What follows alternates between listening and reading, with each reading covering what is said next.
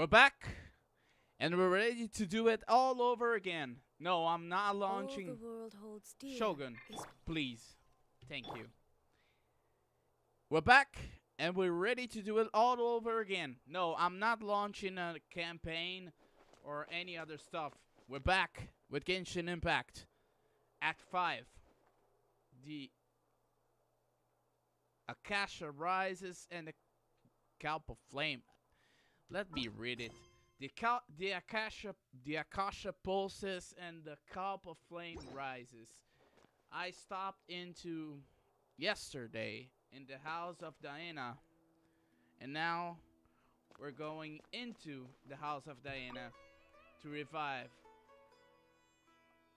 Story reveal: you and Alhaiten go to the Grand Sage Azar's office to look for a way to free Nahida. However, the Grand Sage, who is well prepared, sends you into confinement and exiles Alhaiten. But everything seems to go as planned. In the confinement... Are you sure about this? You're taking such a great risk for them. Thank you, Mr. Zubair. But in the confinement room, we finally reach Nahida. And we reach it. Our little hopscotch. And now we're into Nilou's part of the plan. I'm sure, and I'm going. You know that I don't like to pass up any opportunity to dance, and this one is especially important. That's my girl. That's the spirit. All right. You seem to have a lot of trust in them, so I won't say more on the subject. That's my girl. That's the spirit. That's the spirit. For real. That's the spirit. But if anything happens, the few of us here may not be able to help you. But I will. Don't worry. They've been through worse. Everything's going to be fine. Nilou has proved her whereatal against everything on her quest against the Academia. All right. You know, if you really do get arrested, we'll do everything we can to get you back. Be careful, even if it's only for our sakes. She will. Thanks, Mr. Zubair. You're so very kind. And you're kind too, Nilou, for helping us. So we control Nilou, and we go to the Academia. Let's see what we about to do with Nilou. We're going up in the stairs of the Academia. We have... Nilou, how's it going? Nervous? Oh, the toy seller, you say? Definitely more than usual. But it's because I'm worried I won't dance well enough. Nah, don't worry. I sure you got this on the bag. It's okay. Just focus on your performance. We'll take care of everything else. Yeah. You sure know how to talk. Taking all the credit, even though we came here together to help out. Yep. Well, thank you both. I'll have to treat you to a meal after all this ends. I really, really appreciate all of your help. What about me? Ooh, that sounds great. Ha! How can we say no to that? Yeah, how we can say no to Nilou? But what about me? All right, let's get back to business. Nilou, we'll be here to keep people from going to the Academia so they don't interrupt your performance. Oh, okay. I was planning on telling them something like, the Academia has been conducting a weird experiment, and some of their test subjects escaped. It's really dangerous there, so stay away. Uh-huh. Oh, you couldn't think of anything better? Oh well, I guess it does sound like something the Academia would do. Uh-huh. I think it sounds great. I'm counting on you guys. Don't worry, it'll be a piece of cake. Let's go, Nilou. We have to dance like there's no tomorrow. And there's Ferris, the Knight of Flowers. Hey, Nilou. Sorry, it's great to see you, but I'm really busy right now. Our bait people away with Yalda candies plan is working beautifully. Oh, that's good. Do you want some candy? We have more than we can give out. You have to dance. Vihar, thank you so much for doing all of this. And even dressed up as the Knight of Flowers, no less. Yeah. I'll pass on the candy, though. I cut back on sweets in the period leading up to a performance, and I'm about to start one. That's the spirit. You have a point. The stage is cleared and everything's ready, so you can start your performance at any time. Ooh, let's do Yeah, this. thanks to you. I'm really grateful. All right, time to hit the stage. Let's go, girl. You're welcome. The honor's all mine, since I'll have such a great view of the show. Ooh. That's going to be interesting. Okay. Cutscene.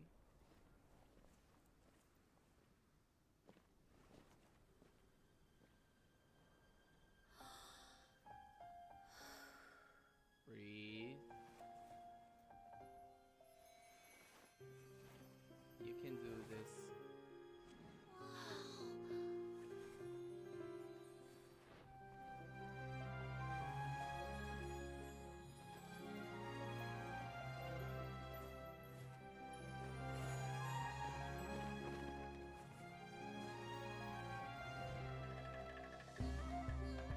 I've never seen a performance like this. This is incredible. Yeah, but I heard that public performances like these have been banned. I can't believe she's doing this here.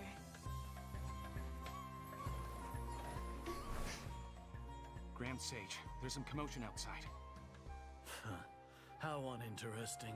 Issue the new Prohibition Act from the Akasha to the guards. They'll know what to do. Do you think we should, like, stop her? Let's just watch for a little bit longer.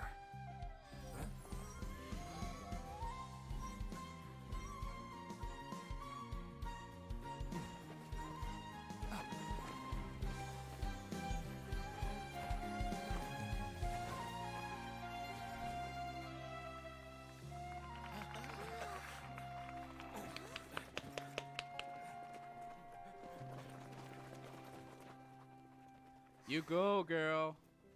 That was terrific. That was terrific. Everyone is on their feet for you. You deserve this, Nilu. What a show. What a masterpiece from Nilu.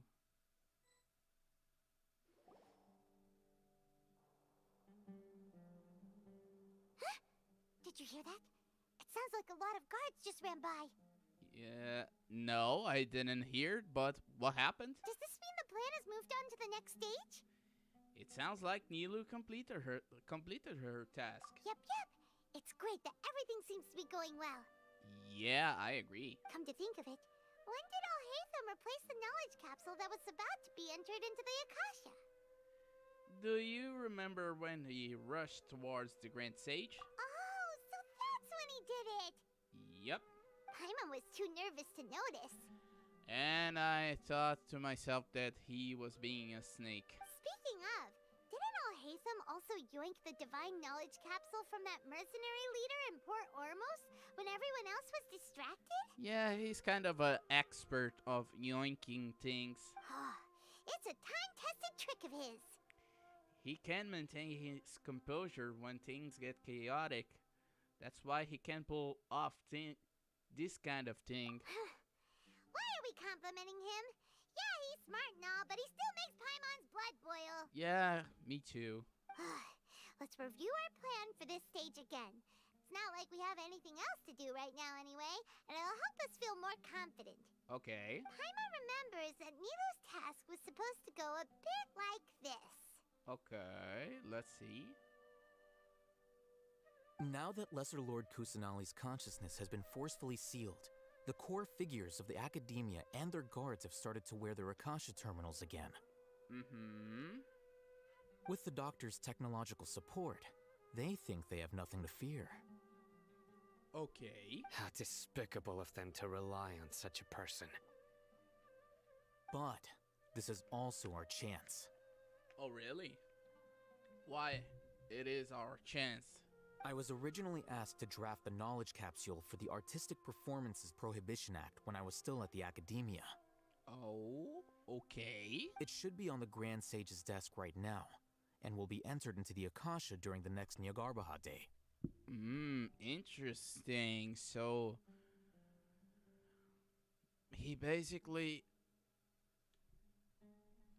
he got the opportunity to exchange the knowledge capsules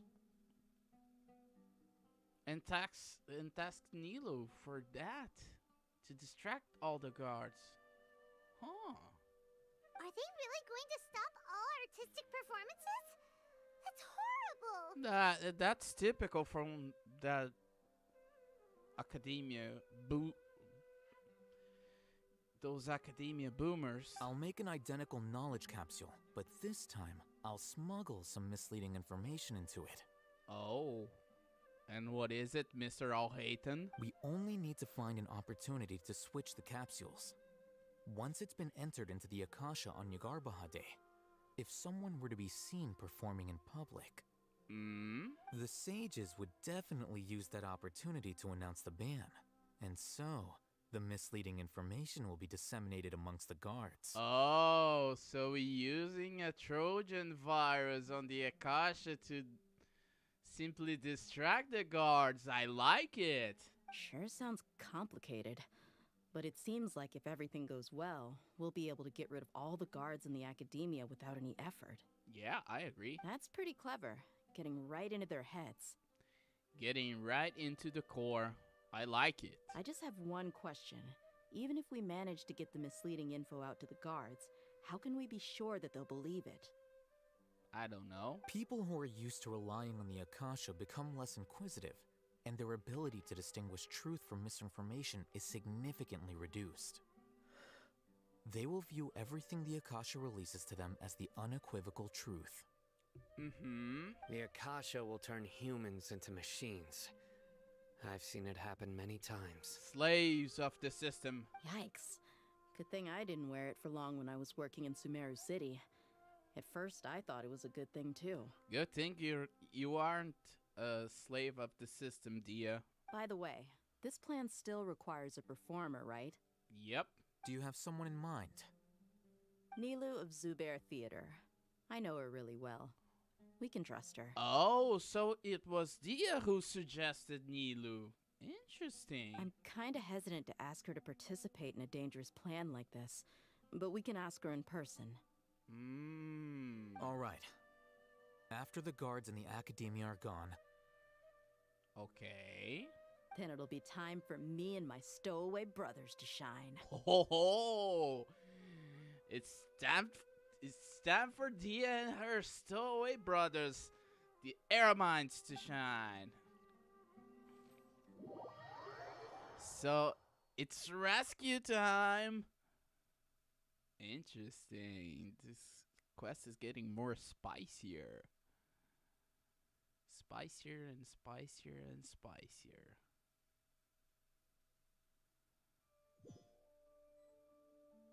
Here they come. Did you see that, Raman? They came out from the academia in droves. Oh. Here we go. After laying low in the city for so long, this is the moment we've been waiting for. My brothers have already sprung into action. Here we go. We couldn't do anything to them inside their coop, but outside the academia, this is our hunting ground. Ho ho ho ho! For a lioness like you, the prey sure won't be able to run far. We still need to eliminate the guards as soon as possible. If we give the sages enough time to realize what's happening, the plan's doomed.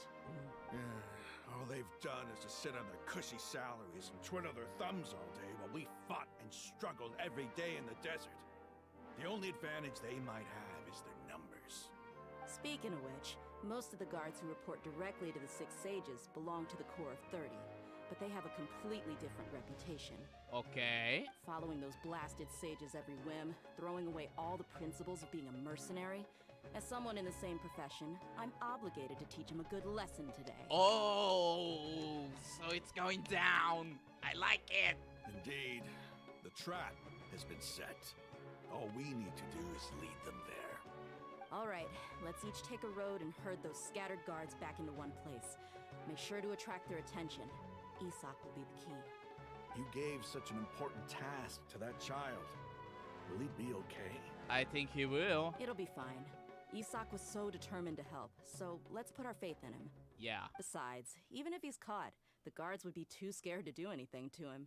They've never seen Lesser Lord Kusanali in person, after all. You've got a point. Anyway, I think I see them coming. Oh! Let's head out. Wait a minute. They dressed Isak as Kusanali.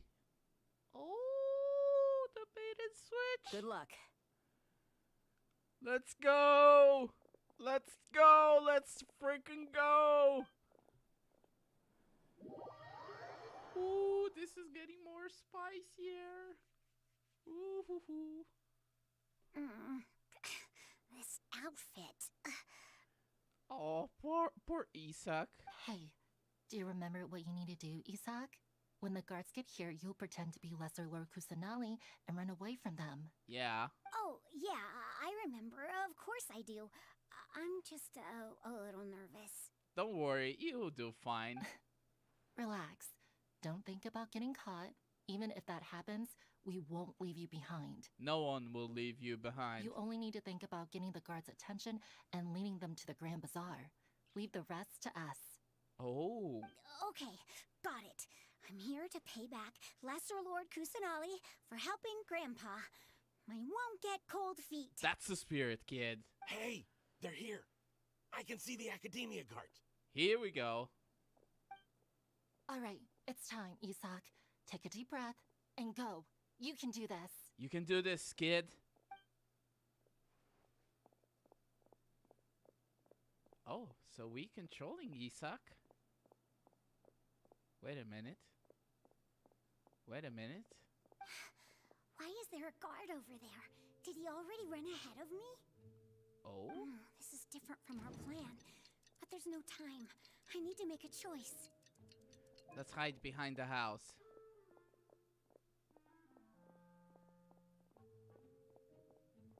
We have to be fast. Okay, another guard of... Let's have a look behind the house. Oh, fuck. What should I do next? Hide towards the left. Looks like nothing's here. A wasted time. Oof. Okay. Luckily, he didn't check behind the tree. What should I do next? Return to the position behind the house. The guard looks alert. What should I do next? Find a good opportunity to... Hey, stop! I saw you. Don't try to run. Oh, shit. Mission failed. We'll get it next time. The guard looks alert. What should I do next? Keep waiting. Oh. Doesn't seem like anything unusual's around here. Yeah? Looks like the guard finally left. I need to go. Go, Isak. Go. Go, kid. You can do this. You can do this. Hey! Lesser Lord Kusanali is over there! Stop! Go, Isak! What? Lesser Lord Kusanali? How did I not notice that? Go, go, go! They found me. This is bad. Where should I... Go to the Grand Bazaar. Target suspected to be Lesser Lord Kusanali has escaped into the Grand Bazaar. Assemble and arrest her.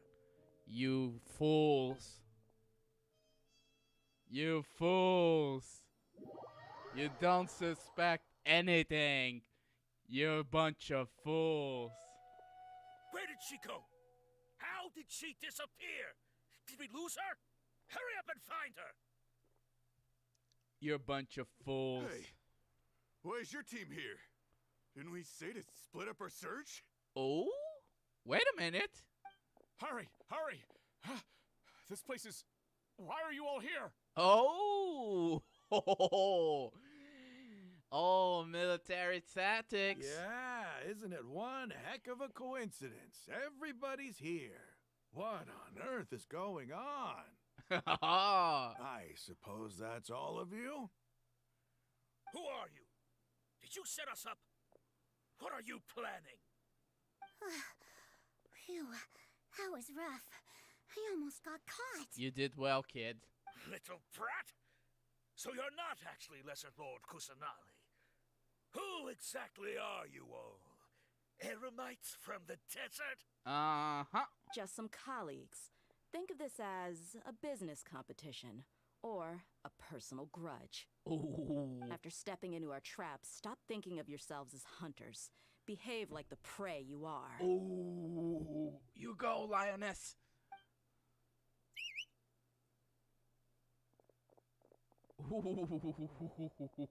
Ooh. You are outnumbered. An ambush? How's that possible? This is Sumeru City, but mercenaries from the desert somehow ambushed us! Oh, you're outnumbered. You've spent all your time hiding away in the academia. This place has long since become our hunting ground. Brace yourselves! Oh, get ready. Oh, we're not going to take them down.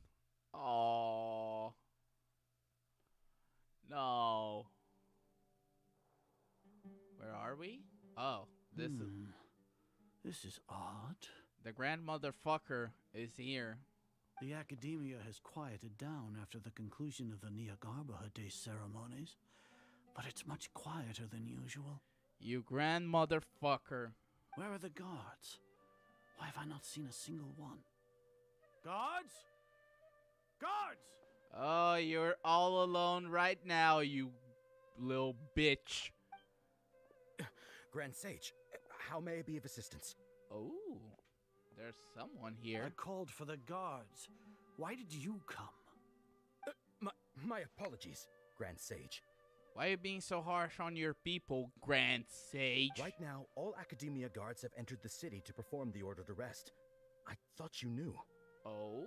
Arrest? Who is there to arrest? I have an ominous feeling. Arrest Lesser Lord Kusanali, right? Is that not what the order was? Lesser Lord Kusanali? You mean she has disappeared? Uh-huh. Yes. I wouldn't dare make up something like that. Right now, everyone is in a panic, and many are saying that Lesser Lord Kusanali will take revenge on us. Oh, you guys deserve this. What happened? Just what is going on? You guys deserve all of the revenge that may be coming from Lesser Lord Kusanali. You guys a bunch of assholes. Lesser Lord Kusanali somehow escaped? Was it Alhaitham and his party that freed her? That's impossible. The Academia is heavily guarded today, and any order to release Lesser Lord Kusanali would be strictly confidential. Besides, Alhaitham and the Traveler are already in our hands. You got you baited, my man. What manner of trickery did they employ? How could Lesser Lord Kusanali disappear into thin air? We are the heroes, you are the villain. Disappear? Wait. How was the arrest order distributed to the guards? It was issued by the Akasha earlier today. Only you have the authority to send messages like that, so I thought it was your order. Let me check. You got you baited, son. Here. Lesser Lord Kusanali has escaped from the sanctuary of Surasthana. Go to the city and arrest the escapee immediately. The Akasha indeed contains this information, and it clearly appeared in my mind. You got you baited, son. How did they bypass my permissions to issue this kind of message? Was it the report about the Traveler that Alhaitham submitted? No. I specifically checked that knowledge capsule before entering it into the Akasha. Could that have been a red herring? Oh, you so stupid. Well, even if I figure it out now, it won't make any difference. The important thing now is to confirm Lesser Lord Kusanali's status. Have you been to the sanctuary of Surasthana to confirm that Lesser Lord Kusanali has indeed escaped? Confirm? No, I haven't. It may be a bit offensive to say this, but Grand Sage, what you're saying doesn't make any sense. What? How can the information in the Akasha be inaccurate? What the Akasha decrees is fact. That is common knowledge to all of us. Ooh. His own people is starting to discredit him. If we have to confirm the information and knowledge from the Akasha ourselves, then how is that any different from us learning that information ourselves? Wouldn't Greater Lord Rukkhadevata's legacy lose its meaning that way? In the beginning, it was I who asked you to believe in the Akasha, to believe in the legacy left by Greater Lord Rukkhadevata. Are you trying to use my words against me? You're getting good, son. No, Grand Sage. I'm merely confused because I believe in you. I never meant to refute you. Stay here and see if there are any suspicious people around. I'll go to the sanctuary of Surasthana on my own. Oh, it's going down. Yes, Grand Sage. It's going down, son. Grand Sage Azar, you're so full of shit. Grand Sage Azar arrives at the sanctuary. Lesser Lord Kusanali has escaped from the sanctuary of Surasthana. Go to the city and arrest the escapee immediately. How can that be? Stop thinking about it. Stop. It must be a trick of theirs. As long as I personally confirm it. Ah! Impossible. That's impossible. There must be something wrong with my eyes.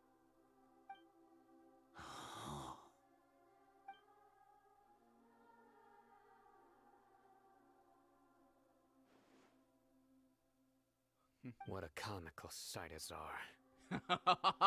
Sino! My man! Once the Akasha has put certain thoughts into your head, even the Grand Sage can no longer see what's right in front of him.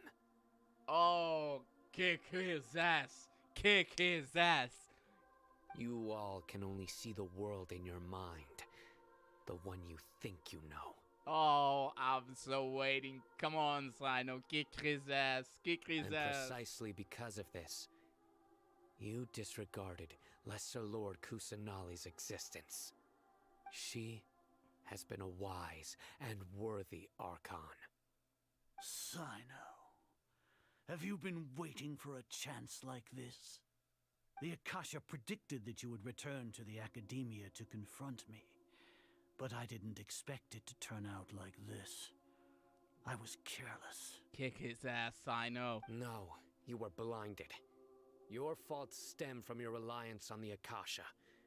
You're still the same as always. Still a stupid sage. I truly did not expect a proud person like you to cooperate with Alhaitham and the Traveler.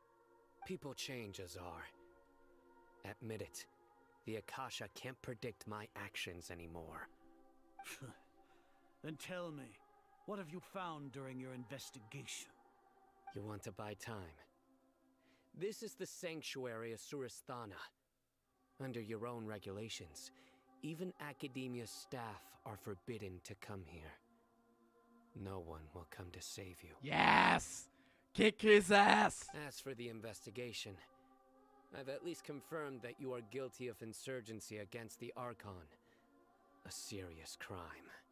Exact justice on him. So what? Did you do all of this so I would plead guilty in front of you, General Mahamatra? Yep. No. I want you to plead guilty in front of the Archon herself. Yeah. You once said that I had no standing to judge you. So now, how about judgment in the name of a god? Yes! That's the spirit! Yes! I want to see Sino kick his ass! How long do we have to wait? Paimon wants to know how things are going out there! Calm down, Paimon. I think our saving party is coming. Paimon hasn't heard any sounds outside for a while. Hopefully something bad didn't happen. Don't think like that. Yeah, but aren't you scared that we might be locked up in here for the rest of our lives? No. Thinking about it, at least Paimon has you. We could still chat like this. We have each other. When Paimon thinks of Nahida being imprisoned alone in the sanctuary of Surasthana, Paimon can't help but feel sorry for her. Me too. Oh, looks like our saving party is here. Here comes your savior. Oh, my savior. I have to pay you with your Paimon just knew you would come to rescue us! Wait.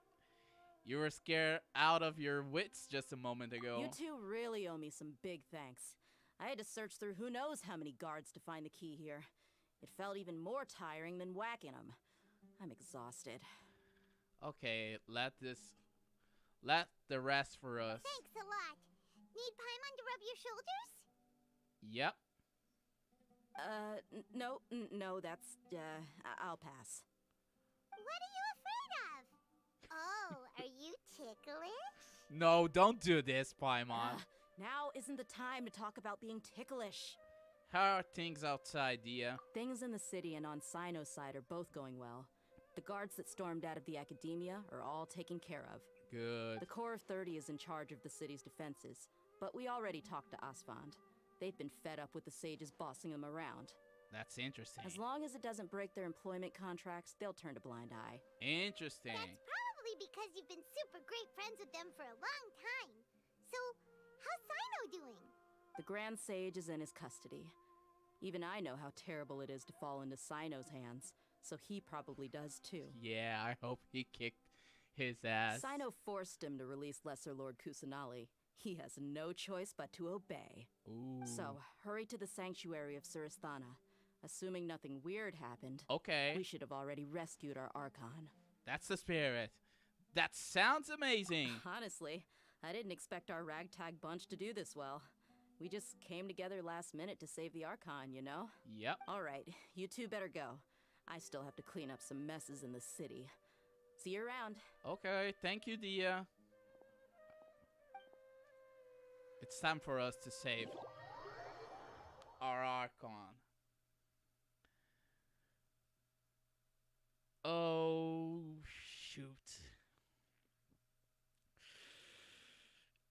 It's time.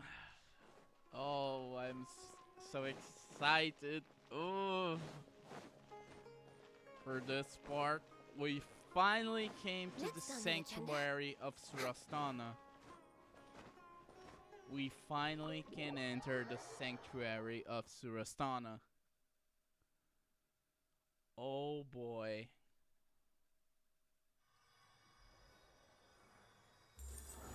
Nahida,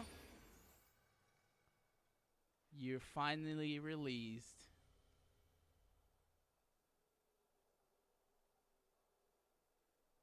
Nahida! Welcome home.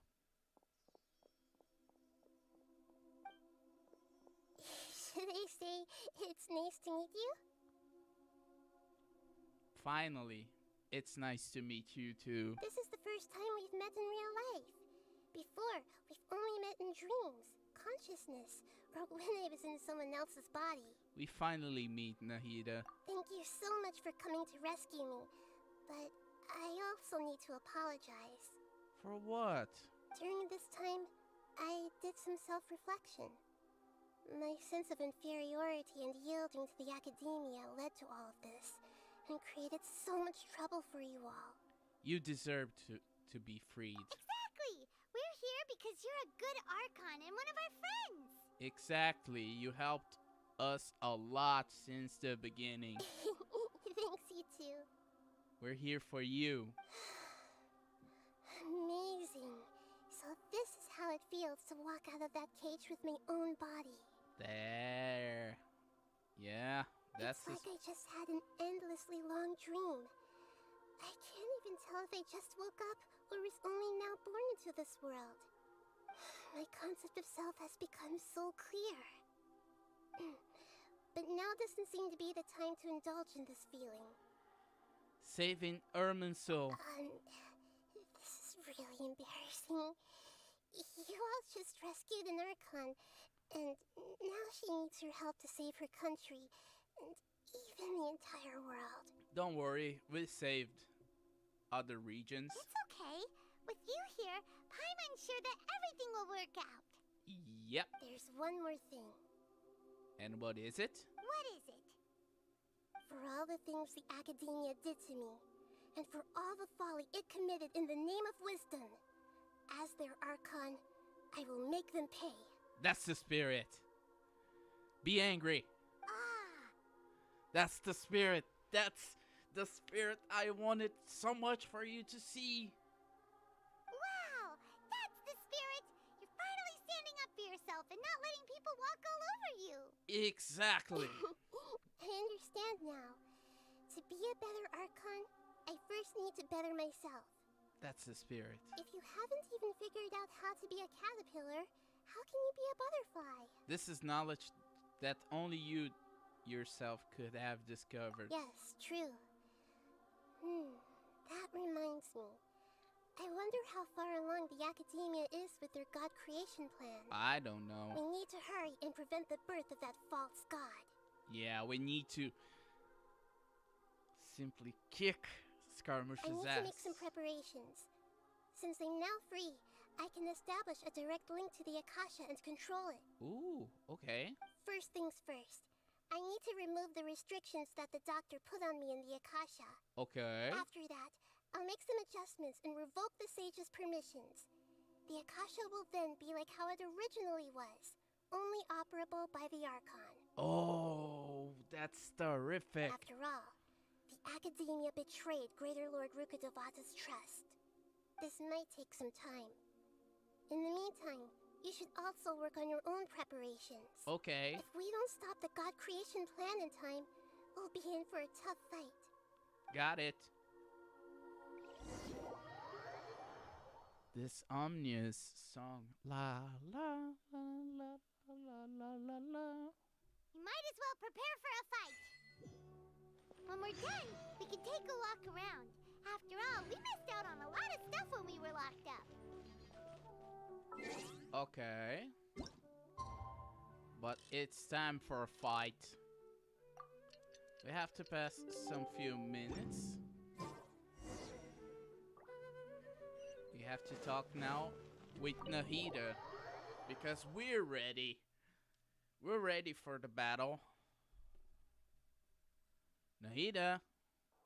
How's it going, Nahida? Yeah, how's it going? I'm done with the parts that needed my involvement to complete. Okay. Although it's my first time working with the Akasha like this, its internal structure and operation procedures are easy for me to understand. Greater Lord Rukkhadevata's design is truly brilliant. That's nice to hear. Oh, also, this is for you. And what is this? It looks like a Pokemon? A Digimon? Huh? What's this little floaty thingy? Yeah. It's a small device I put together just now. You can think of it as an upgraded Akasha terminal. Oh, okay. You may not need it right now, but it should be helpful in certain situations. Okay. Wait! This thing has the same characteristics as Paimon! We're both small things that float! Oh, all the things that make Paimon special got copied! When Paimon appears with the Traveler from now on, people won't remember Paimon because she isn't unique anymore! Don't cry. It looks completely different from you. It's alright, Paimon. It can't replace you. Yeah. It's only a flying device, but you're the Traveler's irreplaceable friend. See? You're so good at comforting people, Nahida. If only the Traveler was as smart as you. Huh? What are you talking about? I was simply telling you what I feel to be the truth.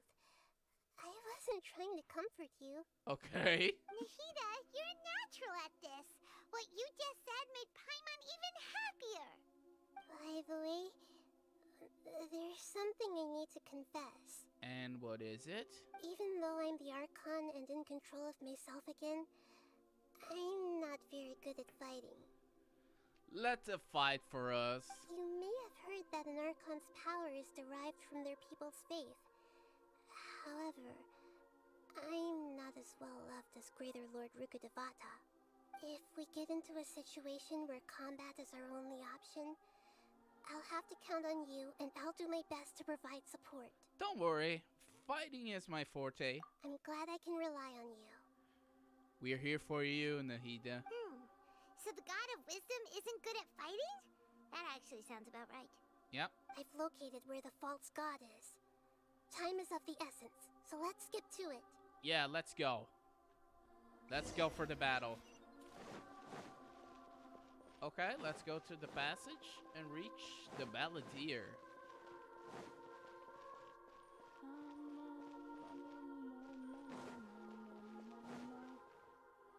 Deus Foundry. Creating a god. Yes, we're using human wisdom to create a god, says Azar. Motherfucker. We're not changing this party. We're going with this party. What is this place? Is this really the way we need to go? I believe so. Wow. Who would have thought there'd be a place like this hidden right slap bang in the middle of the city? That's The interesting. sages wanted to realize their god creation plan without being discovered. The safest and most convenient way would be to build within the academia itself. That's true. They were already hiding one god, so why not two? Judging from the structure here, the project is a huge undertaking. The sages really saw the god creation plan as their ultimate goal. It looks like a factory made by a mad scientist. But this place doesn't look like it could have been constructed by the academia alone. The Fatui under the doctor sure didn't hold back. They provided a lot of technological support. It's to help one of their own harbingers become a god after all. Yeah, or else they wouldn't have been that generous. Yep. Is that it though? I've always felt that this doctor is different from the academia sages. He doesn't seem to share their sense of urgency. Instead of being interested in the end product, it's like he's enjoying the experimental process. He's a mad scientist. The Fatui Harbingers are all such weirdos. So, the doctor being weird is actually normal. So, this Fatui that they're trying to turn into a god is called the Balladeer? Yep. We had previously come into contact with his consciousness. He harbors particularly strong obsessions. Yep. One is the desire for a gnosis, since he was created to be the vessel for one. The other obsession is probably related to his past. I can't quite explain it. What do you mean, Nahida? Paimon knows that he was a prototype puppet for the Raiden Shogun before he became a Fatui Harbinger. Yeah, he was one of the prototype puppets before the puppet itself was established. That's why he wants a gnosis so badly. There's no way he'd willingly be a test subject. Now with that temper and ego of his. I don't think that is the case, Paimon. I think he became like this thinking that his mother, A, discarded him because she didn't feel that he was worth a try. It sounds like you know the Balladeer quite well. We had a few encounters, but none of them were pleasant. I see. Tell me more about him and what he's like.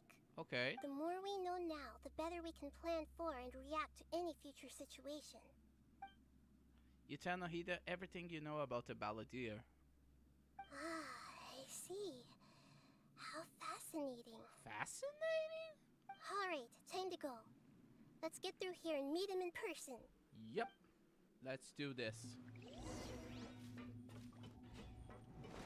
What the hell is this? Next on the agenda, we're way behind schedule. And we have Fatui Harbingers. Oh. Stabilize. Let's Shine begin. down. Work tough. No excuse for slacking.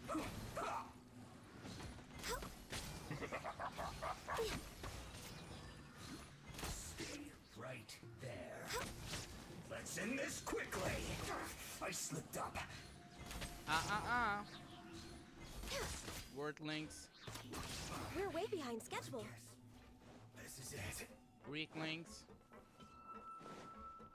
I just want the big mecha. Okay. No, now we have to simply go. Spider-Man whoosh whoosh.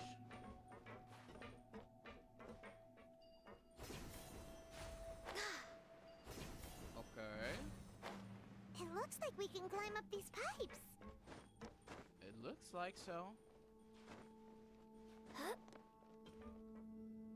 This is truly unbelievable.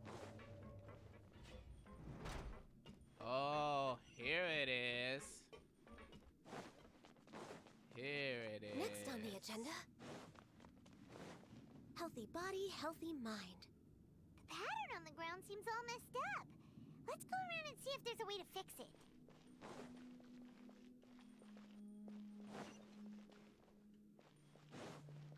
Oh. What should we do?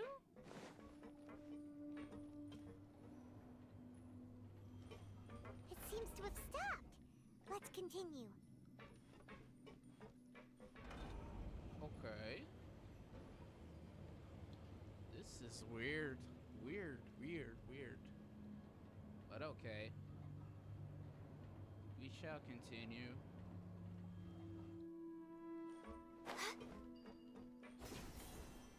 Go from here to here. Gather! And we have this guy right here. Let's begin. I will end you. You won't end me. Okay, wait a second. Good. I'm doing random bullshit go.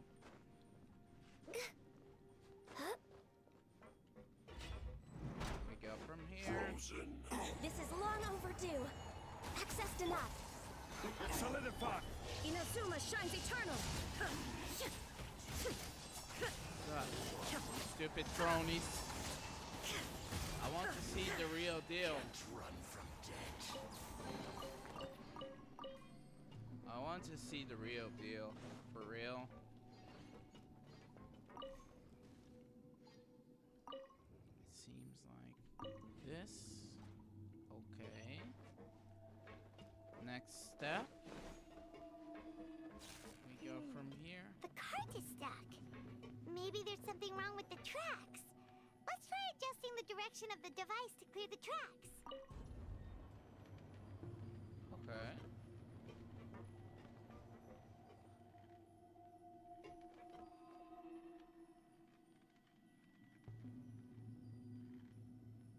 Wait a minute.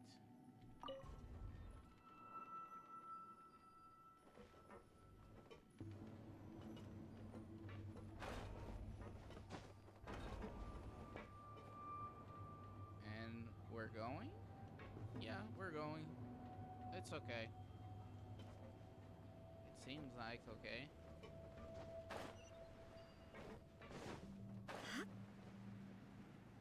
And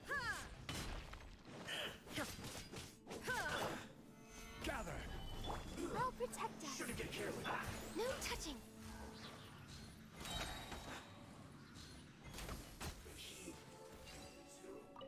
chests. I love chests. So it's 1, 2, and 3. Okay. Nothing too special over here. So, wait a second. Oh, here. We go here. We go here. And now we must reach here, I guess. Oh, okay. Okay. I think we're in the money. We're in the money.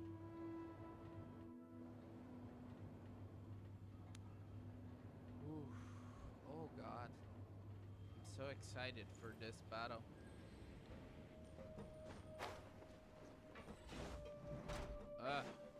Access denied. Both For Rex weapon. Weaklings. Stabilize! What the hell you want, weaklings?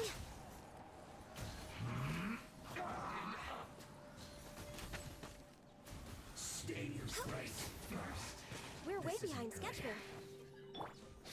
Gather! Born of ice and frost. Finally. Ah. Quiet. Come at me.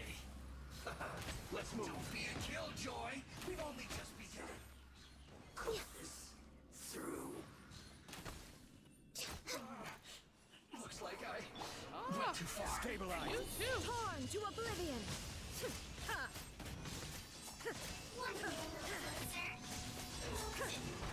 Okay. Just here.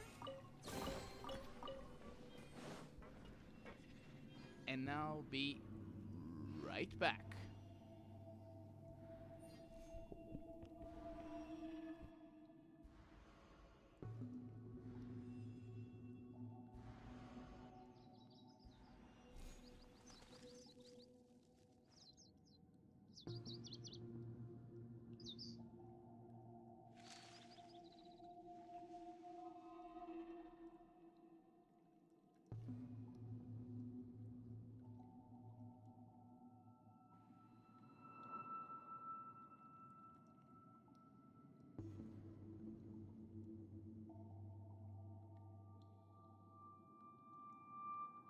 Inactivity serves no purpose whatsoever.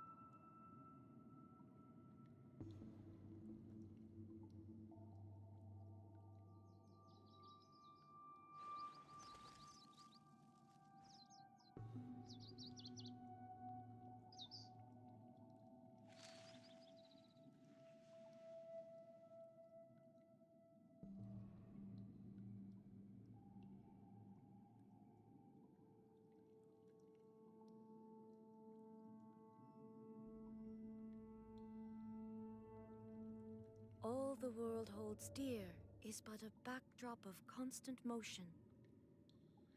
I stand before it, alone and unchanging.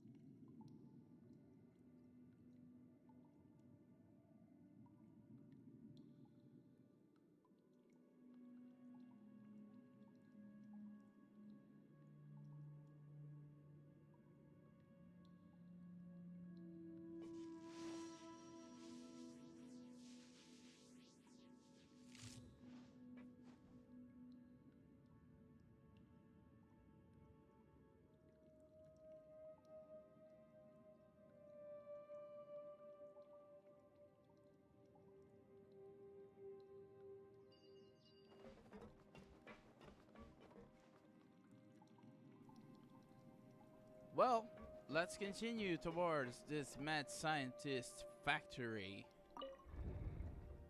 1, 2, 3, 4, 5, 6,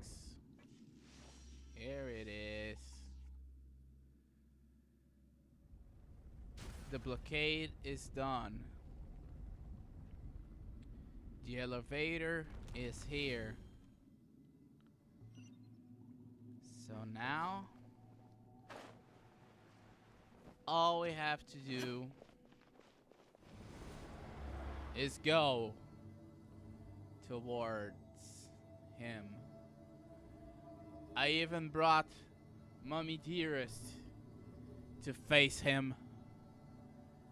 Look at the way she's looking at you, Scaramouche.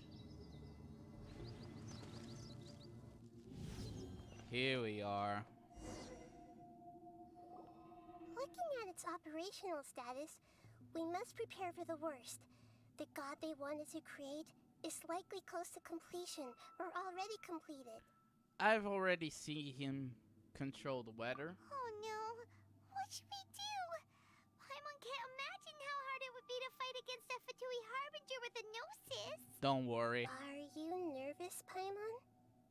If you really want to know, of course Paimon's nervous. Aren't you too, Nahida? Yes, I am. This is probably the first time I faced with a calamity of this degree since my birth. I feel not just nervous, but curious as well. Why curious? Curious? Curious about what? That's a good question. Curious about our fate. Oh. To me, everything we perceive in this world, everything we learn, and everything that happens to us is considered knowledge. Okay. And if it's a form of knowledge, then it can be understood. Mm-hmm. However, only fate is about that which has yet to occur. So it has always drawn my curiosity. Okay. So to me, fate is the ultimate knowledge. Okay. I can agree. That's also why I love observing humans and all the things that happen to them. It all brings me great satisfaction. Mm-hmm. And now, at long last, I'm not just an observer anymore. You can see it by yourself. I will personally experience my own fate with you by my side. Isn't this such a wonderfully exciting thing? If you love adrenaline, maybe? Ah, so that's what you mean. Paimon thinks she understands what you're feeling. We won't lose. Agreed. Okay, let's continue on. I can sense his aura from here. Okay.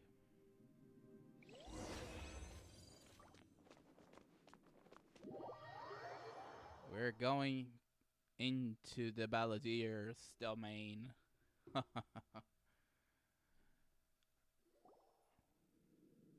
We're here.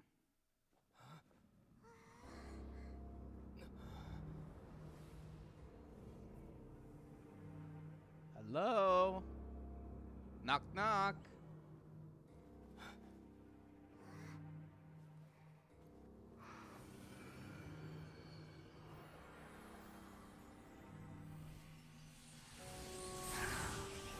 Ooh. What an aura. Who would have thought the world would be so eager for my birth? Oh, boy. I remember you, Booer, the god of wisdom, and standing beside you, the traveler. Is he all-knowing and powerful now like Greater Lord Rukkhadevata? No, I can't feel the same kind of divinity I felt from the Greater Lord. It seems that the sages didn't get the chance to infuse the divine knowledge capsules into him. But even still, he has undoubtedly become a true god now. So we're too late? The Balladeer has already become a god? The Balladeer. A long bygone title. When my spirit ascended to divinity, I felt as if I had existed for the same number of epochs as heaven and earth. Looking back, the existence of what once called itself Kunikazushi appears infinitely small and ugly.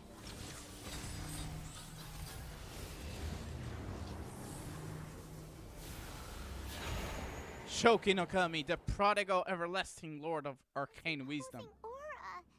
It really feels like a god's. Yep.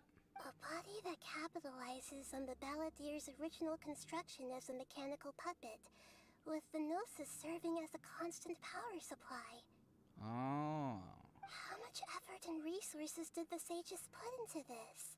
Stupidity. From a purely technological perspective, it's a commendable achievement indeed. It's no exaggeration to say, this is the culmination of human wisdom. And human stupidity. You sure are something. Dishing out compliments at a time like this? But I don't think he's reached the spiritual height of a god. I'm not sure if that is a good or bad thing. Strife is engraved upon every god and every gnosis brought forth into this world. Everlasting Lord of Arcane Wisdom. Ha! My ass. Can you feel it? The exhilaration of such power and the thrill of anticipation for our contention. Haha. Hito wouldn't feel the same things as you! You are stupid. Do you not realize that you are interrupting a conversation between gods? Lowly creature, know your place. Oh yeah. Still the same balladeer as we know. The strife engraved upon a gnosis. You're talking about the Archon War. Tevat's current peace was not easily won. I didn't personally participate in the Archon War, but the way I see it, all those losses were meaningless, driven by the demands of the laws. There's no point in bringing it up again. Yeah. Is that so? Yet I am deeply disappointed that I was never allowed the fortuity to personally participate in the Archon War. Oh, Scaramouche, shut up. This is a first. Encountering a god in this world who does not crave power. No wonder your own people have abandoned you, God of Wisdom. But from now on... Your judgment is as your existence. Unsubstantial. You are unsubstantial. This is where everything ends, Booer. The God of Wisdom. Huh. You should know that wisdom cannot solve every problem. Like now, where your only option is to face me in combat. Come. It's time. It's time. Let us reenact a scene of the Archon War. Come and inaugurate my birth as a god. Let's dance, boy. Sure. Access denied.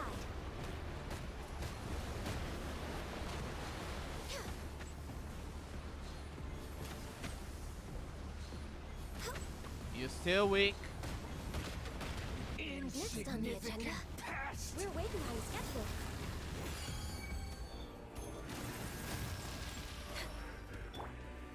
Solidify. No touching. My endless cycle begins. You...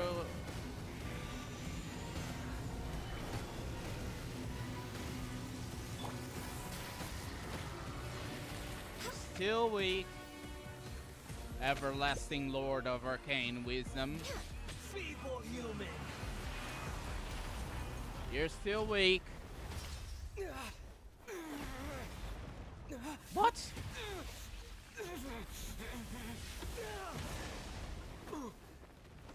What the hell just happened?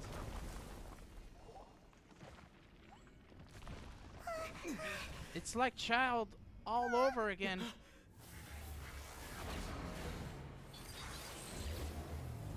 Ah, now he's become big. Okay. Phase 2, you say? Gather.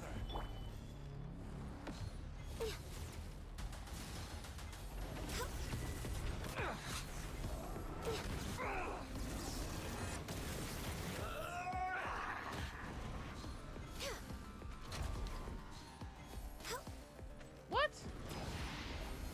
Burn to oblivion.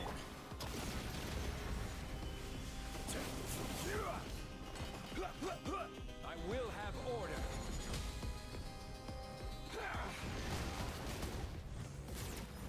Access denied. This is long overdue. What? Kneel. I won't kneel to you. Stabilize. stupid kid.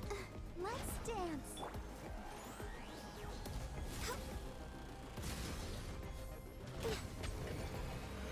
Reality is pain.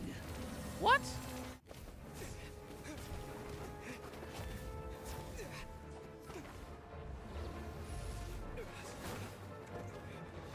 He's going Pressure of Void on us.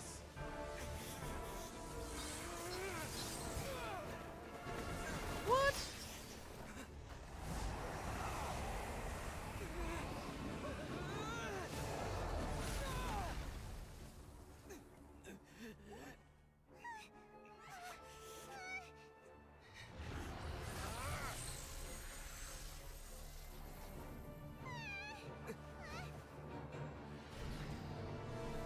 Nahida! No.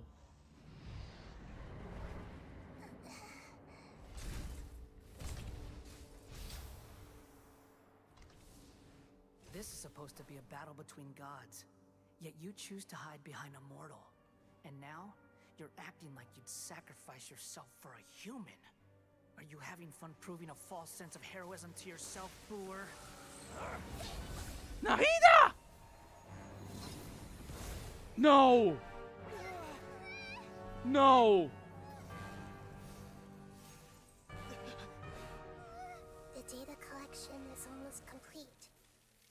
Do you even know how many times you've tried to take my gnosis from me? What?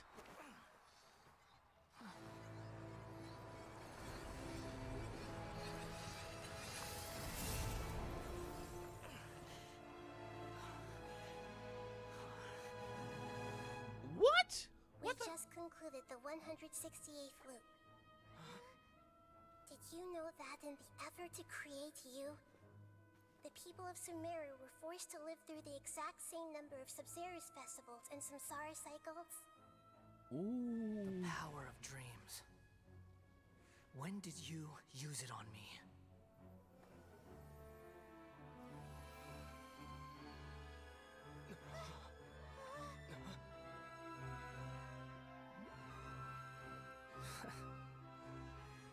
You can't even defeat me in a dream.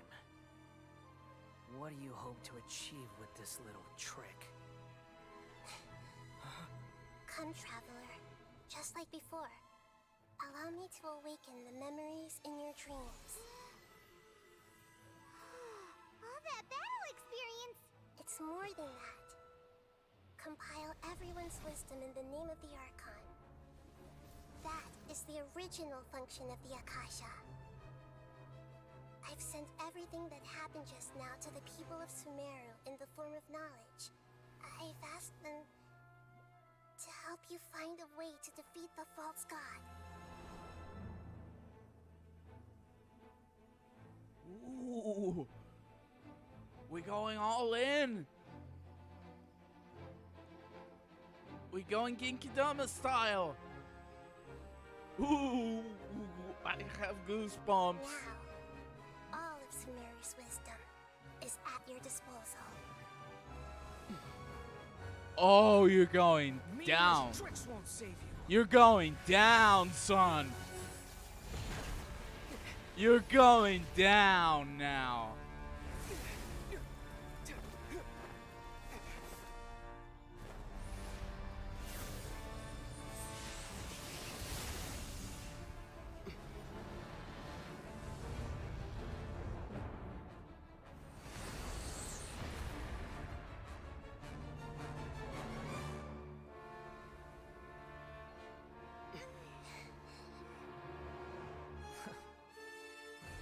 Are you done with your tricks? Can I finally take this as a real battle between gods? I'll leave this to you, the first sage of Booer. Don't worry.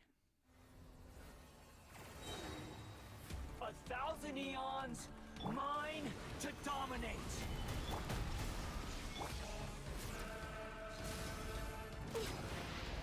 Burn to oblivion!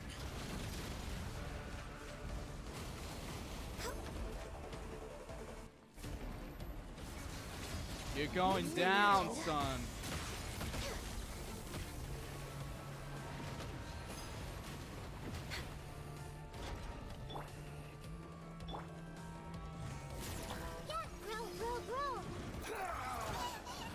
Ow, ow, ow. Share my knowledge. Sanctuary of Maya. Ow. Time to mommy dearest.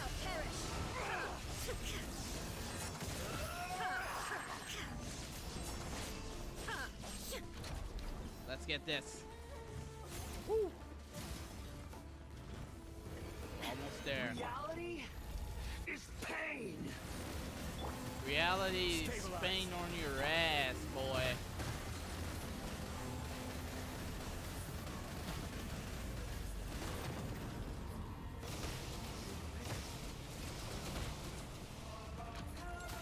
Next on the agenda.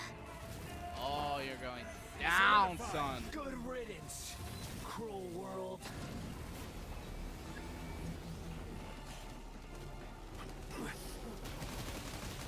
This is order. No touching. Stabilize. Blaze over.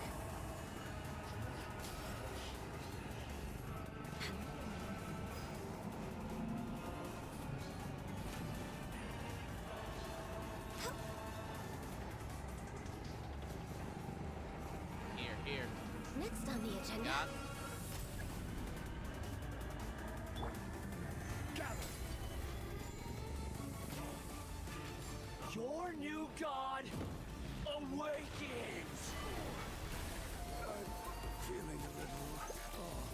Now, your eyes have been opened. Stabilize. You're going down, son.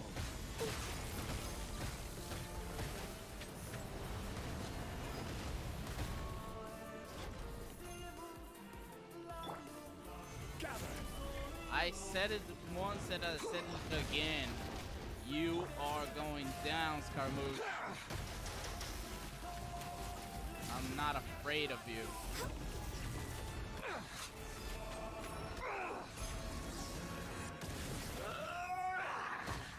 I'm hitting you on your leg. Next on the agenda. Reality is pain. Reality, you're down, son. You're down. Humans. Filthy humans. Deal with reality.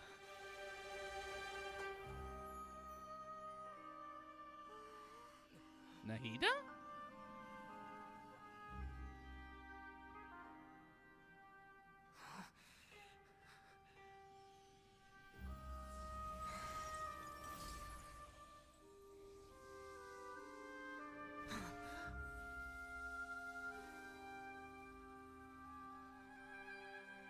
No.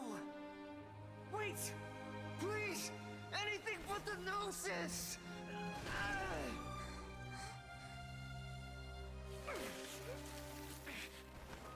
That's mine. Don't even try. I'll never go back.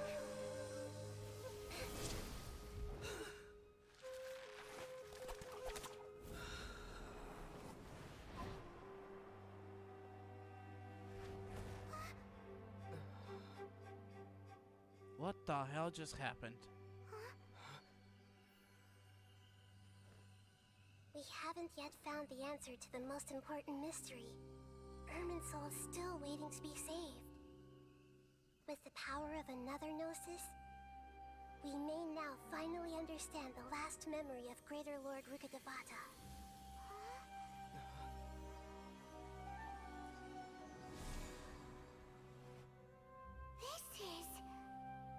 That's right. This is the last memory of my predecessor. Ooh, this is spicy. This is really spicy.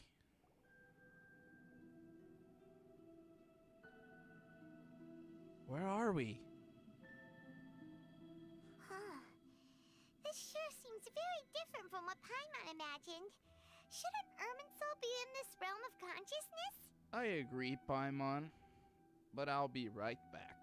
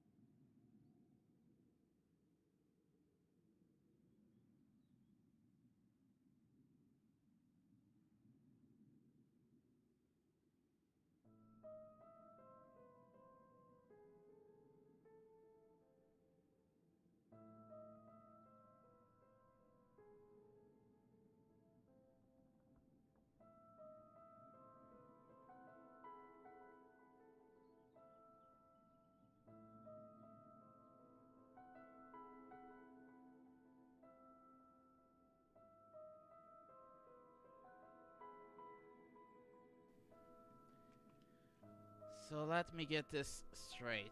We had a battle with the big mecha, and Nahida took out the Gnosis from Scaramouche, who was so desperate. So let me get this straight. We had a battle. Thanks to Nahida's helper, we defeated Scaramouche. Thanks to a Genkidama Spirit Bomb moment. With all the wisdom from everyone in Sumeru helping us. And Nahida took the Gnosis from Scaramouche, who was desperate. No, not my Gnosis. No, please. I beg you, Brewer, the god of wisdom, don't take my Gnosis.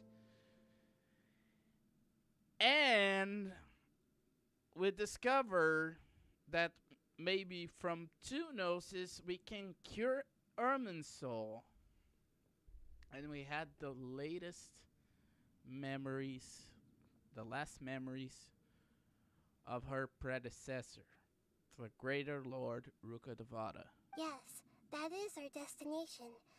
But I didn't expect the remaining consciousness of Greater Lord Rukkhadevata to be as polluted as this. Polluted? With what? It must be due to the forbidden knowledge. Forbidden knowledge? It seems you know about a concept that even I don't completely understand. Could you tell me what you know? Sure. You tell Nahida all about you have learned in the desert. Your inference seems logical enough. Forbidden knowledge once polluted the desert thousands of years ago, but was successfully repelled thanks to King Deshret's self-sacrifice and Greater Lord Rukkhadevata nearly exhausting her power. Yeah. Then, a second instance of forbidden knowledge pollution occurred during the Conria Cataclysm 500 years ago. Interesting. But I'm afraid it is much more serious this time, with Irminsul itself already in danger. Okay. So, if we're in the remaining consciousness of Greater Lord Rukkhadevata, and it's also been affected by forbidden knowledge pollution, then does that mean, in order to save us, Greater Lord Rukkhadevata must die? Yes. It's very possible that she sacrificed her life in the fight against forbidden knowledge. She didn't completely eradicate forbidden knowledge, but if it weren't for her actions, the pollution would have been far more rampant over these past 500 years. The way that everyone, including me, has forgotten everything about forbidden knowledge may very well be due to her restoration of Irminsul. What is it, Nahida? Do you feel sad, Nahida? I would feel too. I'm just sharing her pain. The pollution of her consciousness here is severe. There is madness, chaos, and pain all around us. Did she fight to resist the forbidden knowledge pollution in such terrible conditions, all the way up to her last breath? She even used her last remnant of lucid consciousness to leave a clue for us to follow. And by clue you mean? Yes. Her words were distorted by forbidden knowledge, so that's all we could hear. But now, we have a chance to find the answer to this mystery. We can cross the polluted consciousness until we found the right path to meet with her lucid consciousness. And then, we'll let Greater Lord Rukkhadevata tell us the truth in person. I hope we can use that truth to save everybody. Each of us need to be mindful of the state of our own consciousness while we are here. Yeah. Even with the Gnosis' protection, we must always keep a clear mind. Otherwise, we could go mad at any moment. I agree. That's so scary. We have to keep a calm mind. Don't worry. It should be easy enough for you to keep that mind of yours clear, Paimon. Let's go. Let's go. Let's go. No time to lose. Leave this place using bolt of consciousness. Are we in the air? And why is there a huge boat? That's the boat of consciousness, which symbolizes reason here. Its course is the direction our consciousness is traveling towards. If we lose control over our consciousness, we will fall into madness. So let's make sure the boat stays on course. You got it, Nahida.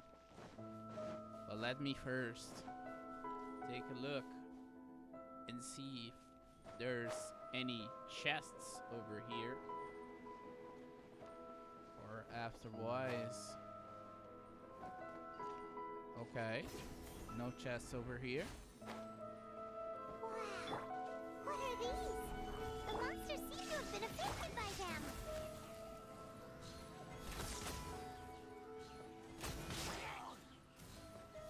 Next on the agenda. This is sad, bro. This is really sad.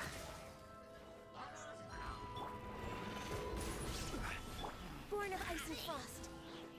All the monsters being contaminated by this consciousness,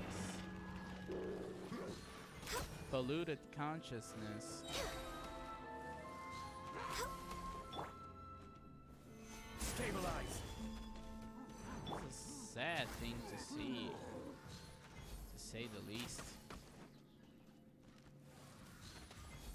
We're way behind schedule. This is a really sad thing to see.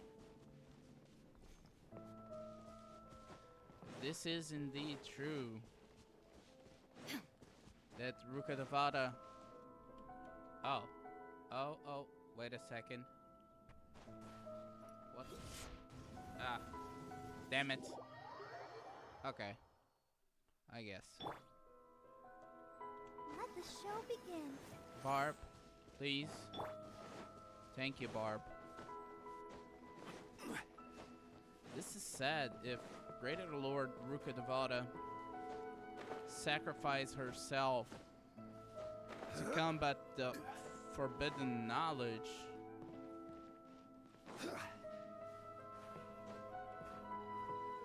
and the sages were too blind to see that her successor was already here, and they didn't notice. The sages are too damn stupid. That's what I can say about that.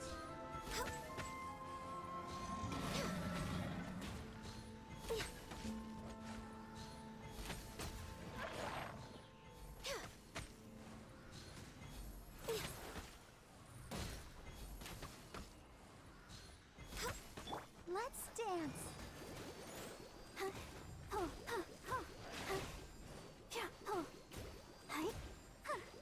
Born of ice and frost. Look! A four-leaf sigil has appeared in the sky! Interesting. So it's guiding us to the boat of consciousness. And no chests over here. Oh, for crying out loud. Thank God.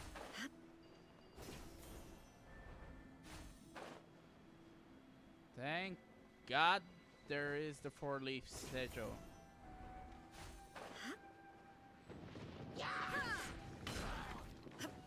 No touching. Why thunder? Why thunder all of a sudden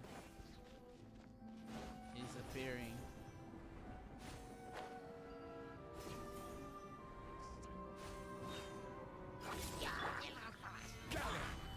Access denied.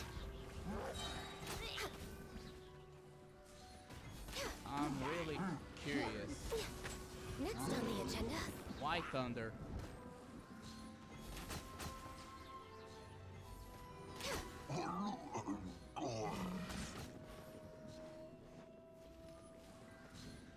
This is For Rex Lapis. this is not Rukkhadevata. It's memories, right? This is Scaramouche's memories.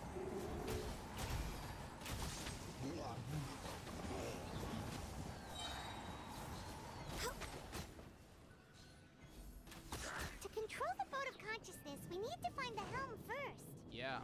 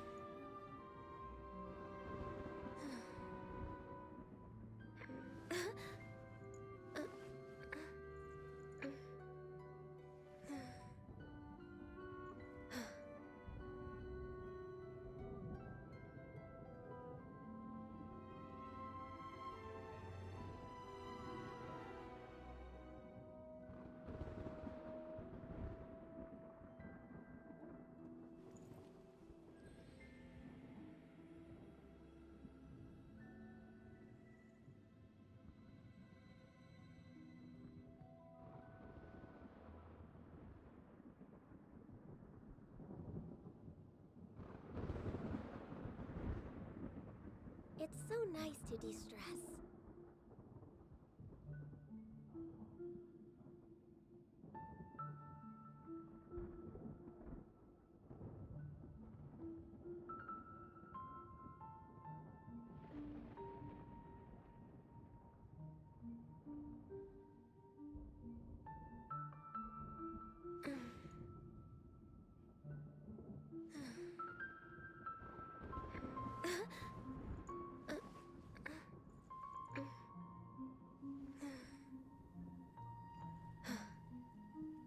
This boat of consciousness is a mysterious one.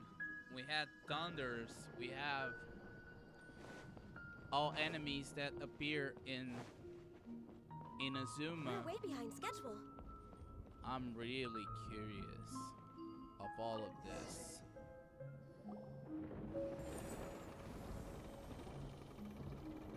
We changed direction. Are we still going the right way, Nahida? I hope so.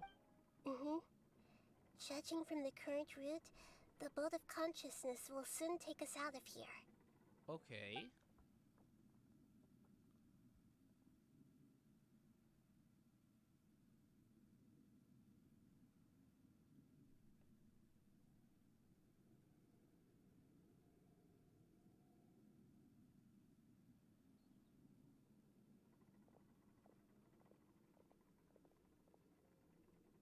We'll be arriving at our destination soon.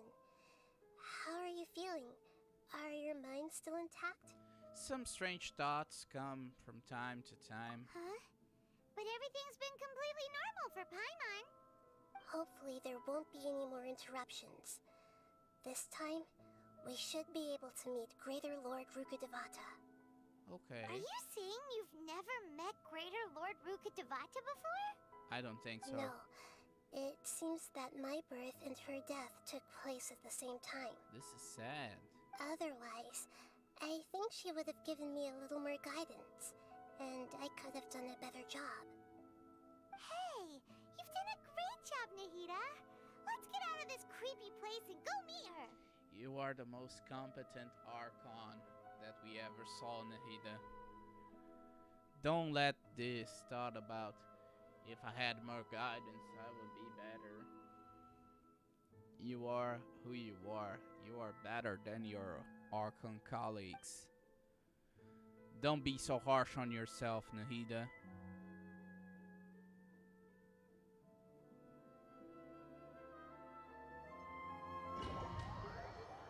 We finally going to meet Greater Lord Rukkhadevata. So, is this the place you were talking about? Yep. The base of Irminsul? Exactly. This is the base of Irminsul. And maybe there is the place where Greater Lord Rukkhadevata is. Well, this is the place. Okay. It's the same place from my memories. We're here to find Greater Lord Rukkhadevata, right? Yep. But the one standing over there is... Nahida? Is that... me? She looks exactly like me. It's her child form? Are you Greater Lord Rukkhadevata? Yes, that's me. Are you surprised by my appearance? I can't believe my eyes. Irminsul and the surrounding lands have been reproduced here as they were years ago. But this is just a realm of consciousness. We are manifestations of the same nature. Hence why we would appear exactly the same. What do you mean, Rukkhadevata? We're of the same nature. Why? Yeah, why? Because you are me, and I am you. What? You are me in the new samsara. The new samsara? As Greater Lord Rukkhadevata, I'm the avatar of Irminsul. And you are the purest branch snapped from Irminsul. Imagine it this way. Even if a tree dies, its branches will eventually take root and grow, continuing the tree's life in another form. I'm merely the remaining consciousness of Greater Lord Rukkhadevata. The real me has presumably died a long time ago.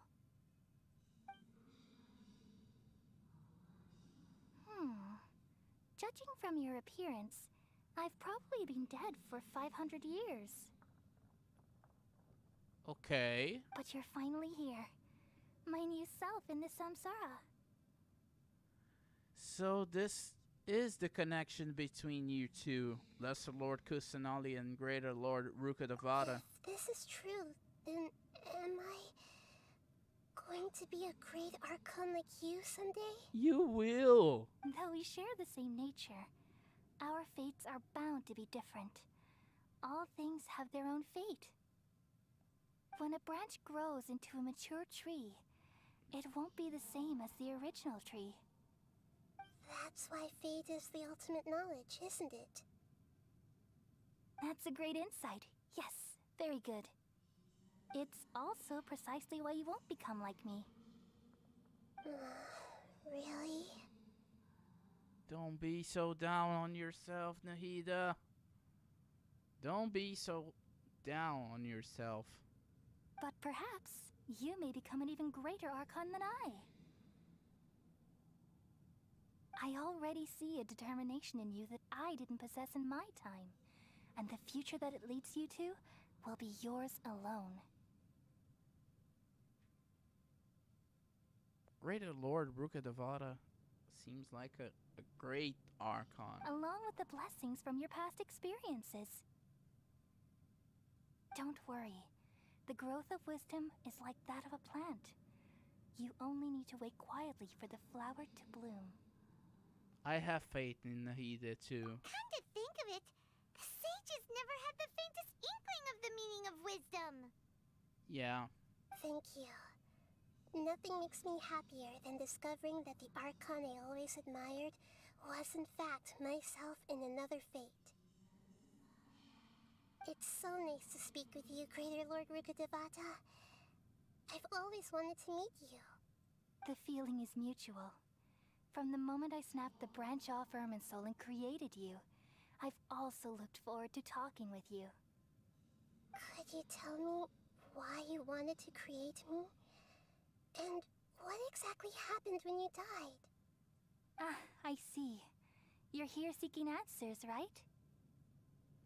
I won't talk on this segment. I will just see and read, because in this moment of knowledge, it's better for we to simply enjoy the moment. Everything that day, even the sky itself, changed into a color like this.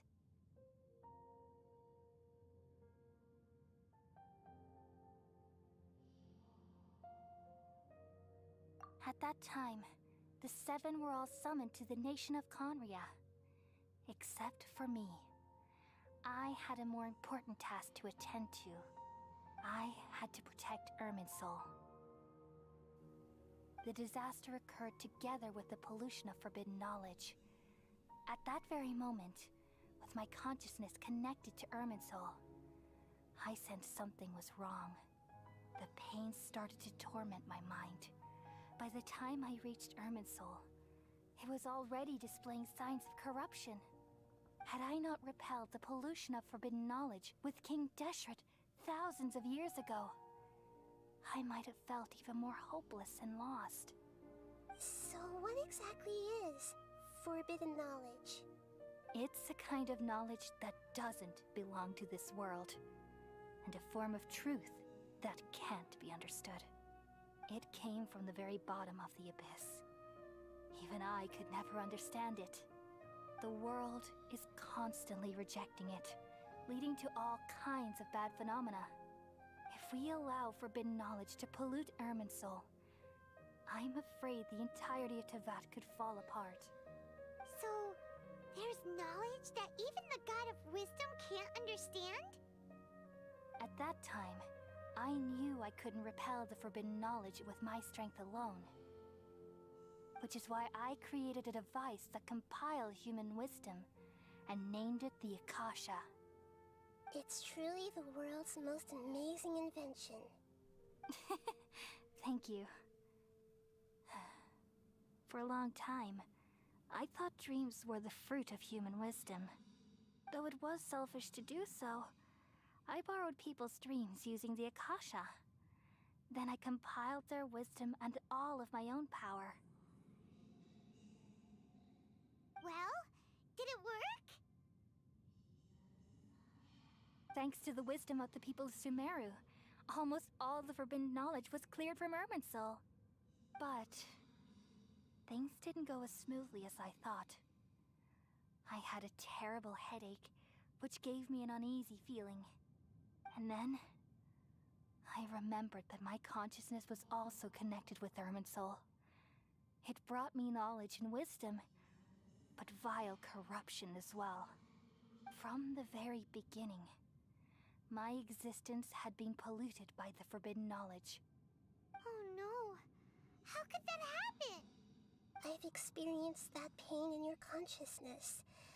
It must have been a horrible experience.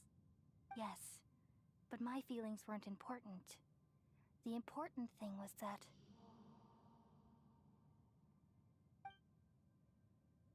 even if I died, my existence and everything related to me would continue to exist in Irminsul as memories and knowledge, meaning that the forbidden knowledge couldn't ever be permanently eradicated.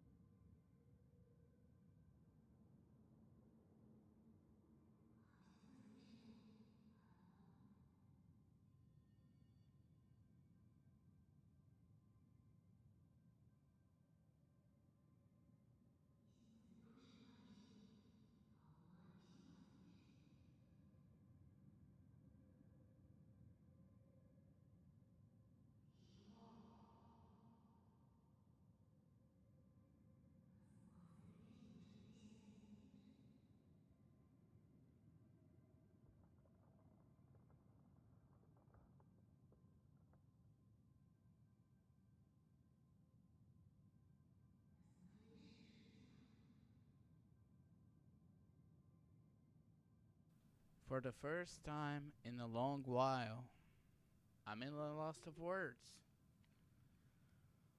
But that doesn't mean a bad thing that I'm in a loss of words.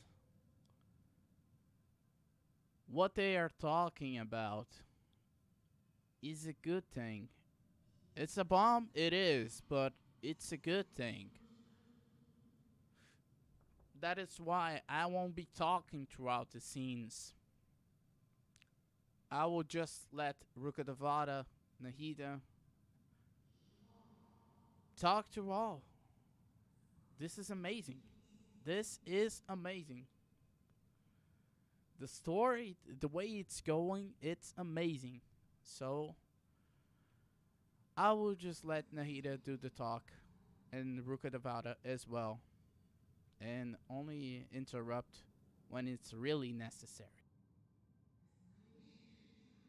And there's no way for me to eliminate myself.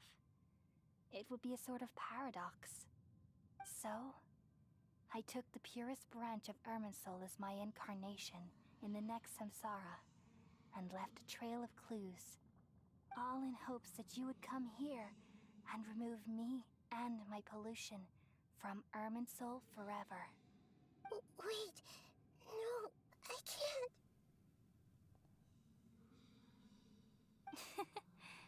So you realize what that implies. You are very smart indeed. Irminsul has all the knowledge and memories of this world. And as you've realized just now, removing me from Irminsul means I essentially will never have existed in this world. But this is the only way to save Irminsul. People love you so much, and they've missed you so much over the past 500 years. I am exactly the same. So how can we just forget you like this? Is there really no other way? There must be something else I can do. You're the god of wisdom, Booer. You should know that there is no other way. But this is so cruel. I don't want to forget you.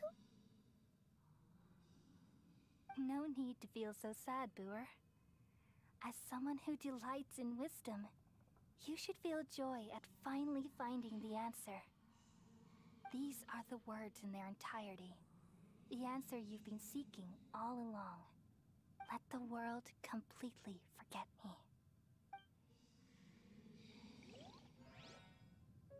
We all nestle under the great tree of wisdom, peering out to perceive the world.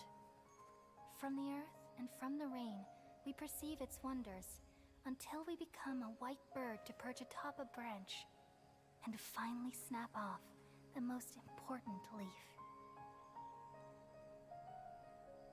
Once upon a time, I alone dreamed in this world.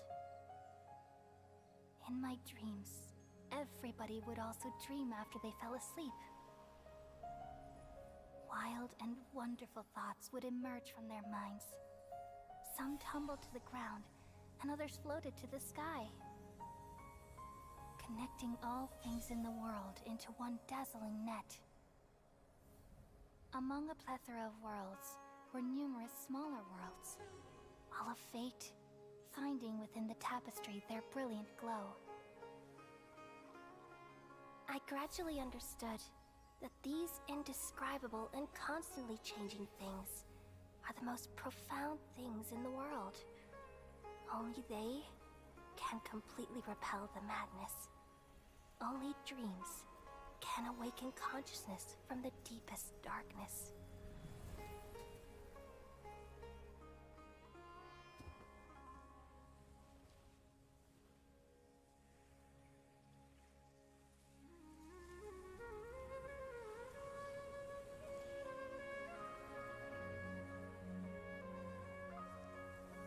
I'm the one who posed this question, yet also the one who sought a solution. Saving the world with the dreams of the people used to be my answer. And now, you've also found your own answer, and I shall return all the dreams to the people.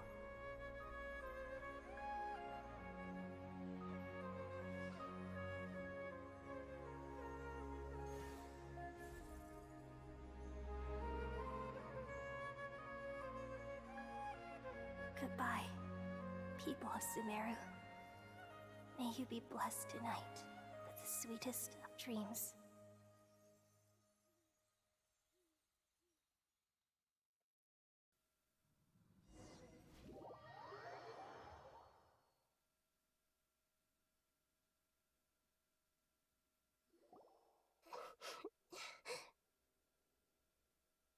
Nahida? I'm alright. I'm just a little confused. What are you confused about? We've just saved the world, right? Mm-hmm. So why am I crying? Don't tell me. I don't know where this feeling inside of me is coming from. But I feel very sad. Do you still remember what just happened now? Just now, we used the power of two gnosis to successfully connect with the Irminsul consciousness from 500 years ago. Then, we removed the remaining pollution from Irminsul. She's forgotten her. Did I manage to remember because I'm not from this world? Yeah, what's wrong? Weren't you there just now? Paimon doesn't seem to remember either. Has everybody forgotten Lord Rukkhadevata, Greater Lord Rukkhadevata? Should I tell them the truth? Ugh! What's that sound? I feel super sleepy. Nahida?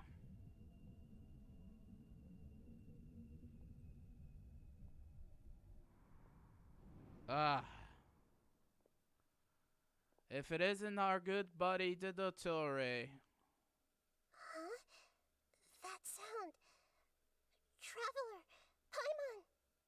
Oh. I've been waiting here far too long. But finally I have the chance to be alone with you. All the precious time I wasted has finally paid off. So you didn't left Sumeru, you son of a bitch. The doctor! What have you done? What have you done? Just a type of sound wave that can quickly put defenseless people into a dream. As I expected, it doesn't have any effect on gods. This is the only thing of interest I found among the sage's research. I thought I'd take it for a little spin. Oh yeah. Talk more. Don't worry. I know you would never forgive me if I actually killed them. What do you want? I'm here to negotiate with you. Naturally, I won't do anything dangerous that could potentially damage our relationship. Yeah. Negotiate with me? I heard you had already left Sumeru. Why are you here again now? Yeah. I left Sumeru, but I also stayed in Sumeru. Oh, so a copy of you left Sumeru. Even the God of Wisdom is restricted by the habits of cognition. How disappointing. Yeah. Spit it out. You mean there are many different versions of you in this world? Yep. An astute guess. Even the same individual will have different cognitions at different ages. Yeah. A long time ago, I made a major decision in hopes of preserving all my perspectives of how I observed the world. Observation is the first step of any experiment, but observing the current world doesn't satisfy me. It lacks an important dimension, that of time. Spit it out, man. So I saved segments of all my ages and made them into independent individuals. That's all there is to it. Indulge me. How does the God of Wisdom find my method of seeking knowledge? Stupid. It's an insult to the very concept of life. Life inherently has many rules and restrictions, each with its own significance and reason to exist. They can't be broken on a whim. Good. Amazing, even. Indeed, it's difficult for humans to make peace with themselves, not to mention oneself from a different period. Since you were in the academia, why wait until now to show up? You could very well have stopped us and helped that fake god. Yeah? Simple. Let me ask you this.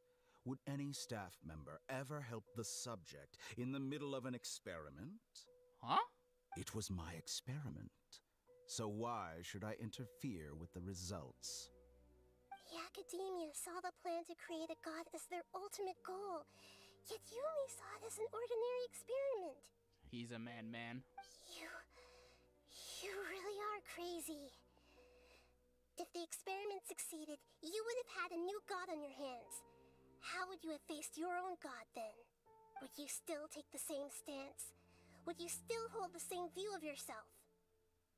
I'm first and foremost a scholar. These results should be left to the judgment of the hypothetical me confronted with that outcome. But you're right. And that's exactly why I'm disappointed with the conclusion of this experiment. Spit it out, man. As an individual, you don't have any sense of belonging.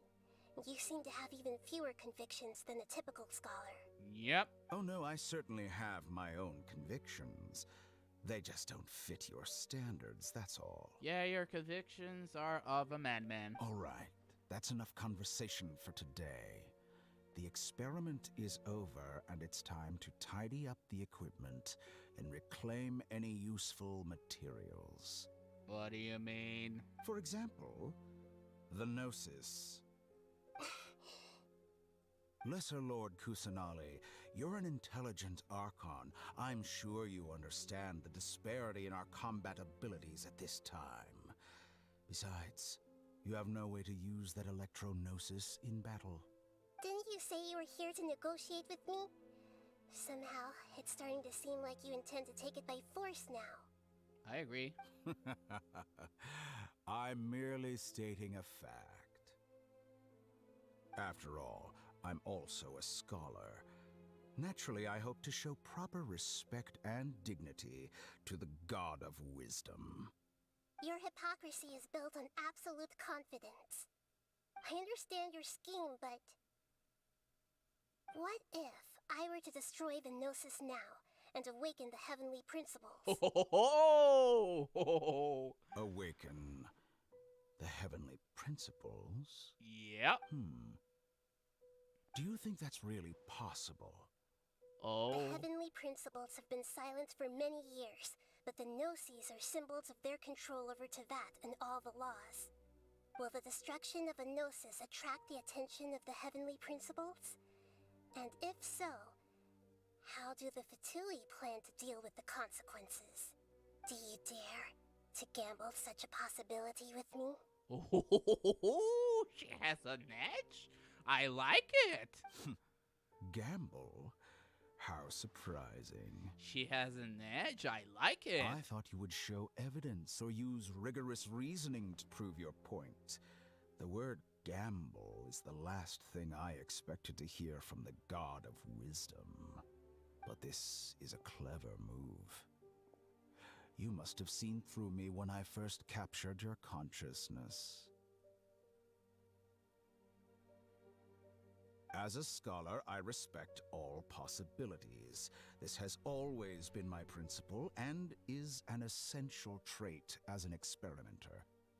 Indeed, I can't ignore this possibility.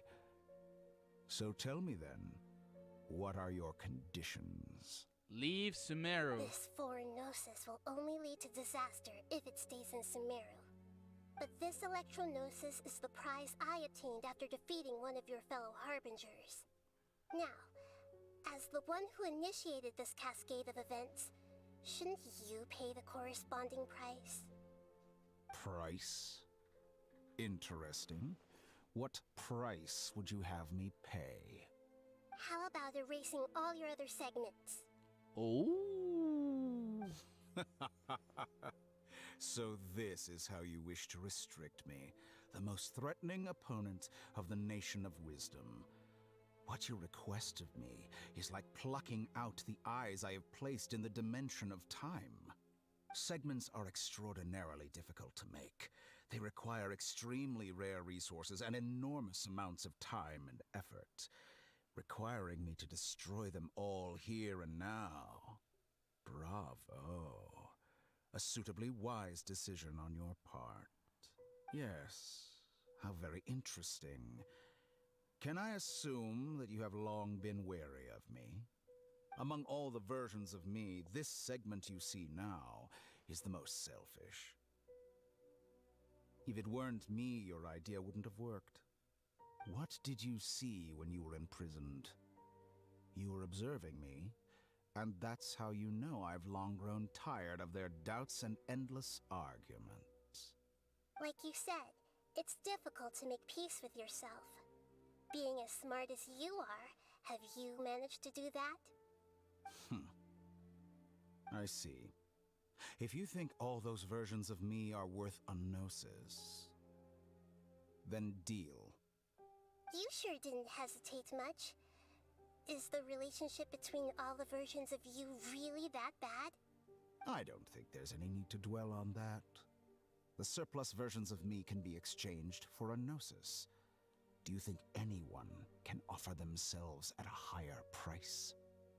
Besides, with my abilities, it's only a matter of time until I find better perspectives. Perhaps it's best to say, you're just temporarily ahead. But what I'd like to know is, how can you be sure that I've really erased them? I can see your remaining honesty.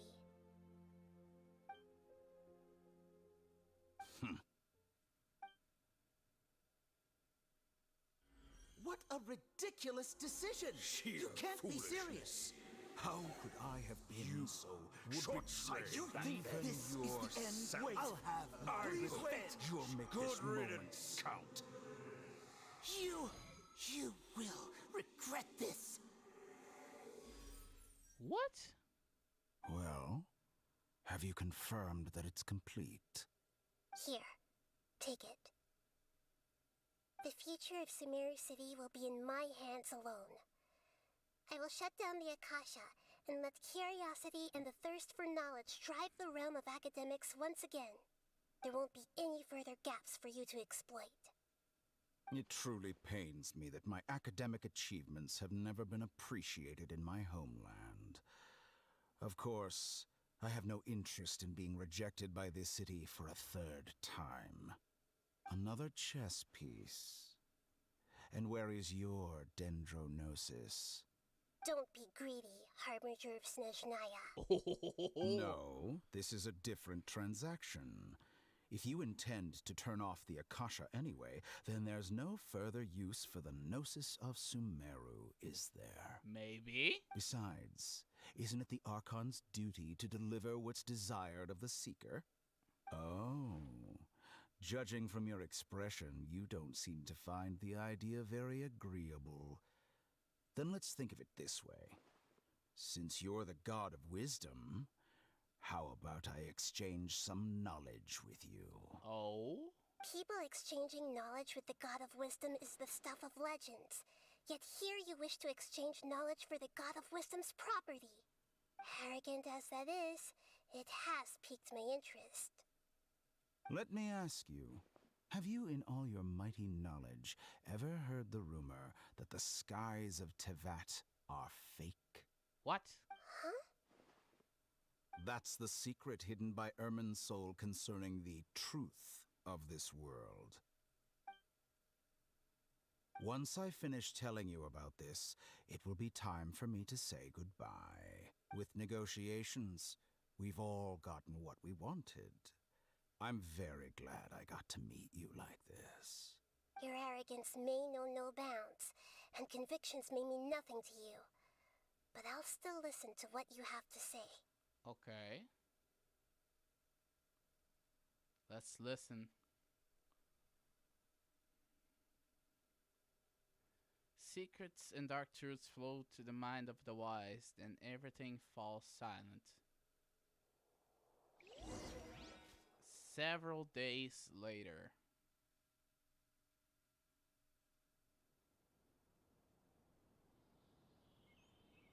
Oh boy.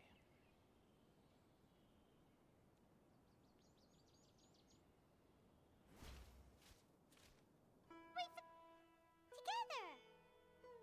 Okay. Wake him up. Hmm? Are you awake? Kali says it's time for breakfast. Come on, get up! Good morning, Paimon. Good morning! How are you feeling today? Pretty good. Good to hear. It looks like we've recovered pretty well. Not even Tainari could stop us from going out now, right? That's right. On that day, we lost consciousness in battle. When we woke up, we found ourselves in Gandharvaville, and Tainari and Kali were looking after us. I heard that it was Sino who brought us here. Tainari complained that Sino was always sending people to him, but he has taken greater care of us. After completely exhausting ourselves, We had a good rest here. After a few days, we finally recovered enough to be able to go back out. From what Tainari and Kale said, the Akasha has been turned off completely, and the people of Sumeru will no longer rely on it. Such a big change will certainly affect people's lives, but it will definitely be a good thing. Come on, Traveler, let's go. Let's do this. Where the bolt of consciousness lies. Talk with Kale. Next on the agenda. A toast to victory. Good morning. Looks like you're awake. Hello, Kale. You feeling good? Yep. Good morning. I prepared some breakfast today. Please have a taste. I hope you like it.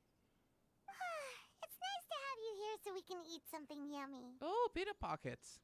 Well, now that I've recovered from Alizar, I'm feeling better than ever. I can even prepare 4 or 5 meals a day now. That's good to hear. Paimon bets they're all delicious. I agree. You enjoy a yummy breakfast with Kale, who has been by the waiting way, for you. Someone brought a letter for you after you went to sleep last night. Paimon hasn't already read it? Nope. Paimon wanted to read the letter with you after you woke up, so Paimon didn't open it. All right, let's read it now. Okay. Oh, it's from Milu. Nilu? We're going to hold a feast at the Grand Bazaar and celebrate Sino's reinstatement as the General Mahamatra. Oh. As heroes of Sumeru, please be sure to attend. I'll wait for you. The date of the banquet is written on the back. It's in 2 days. Oh, I've also heard that you've become heroes here as well. That's amazing. We were just doing our part. Sometimes I'm really envious of strong and confident people like you. But you are amazing too, Kale. You're embarrassing me.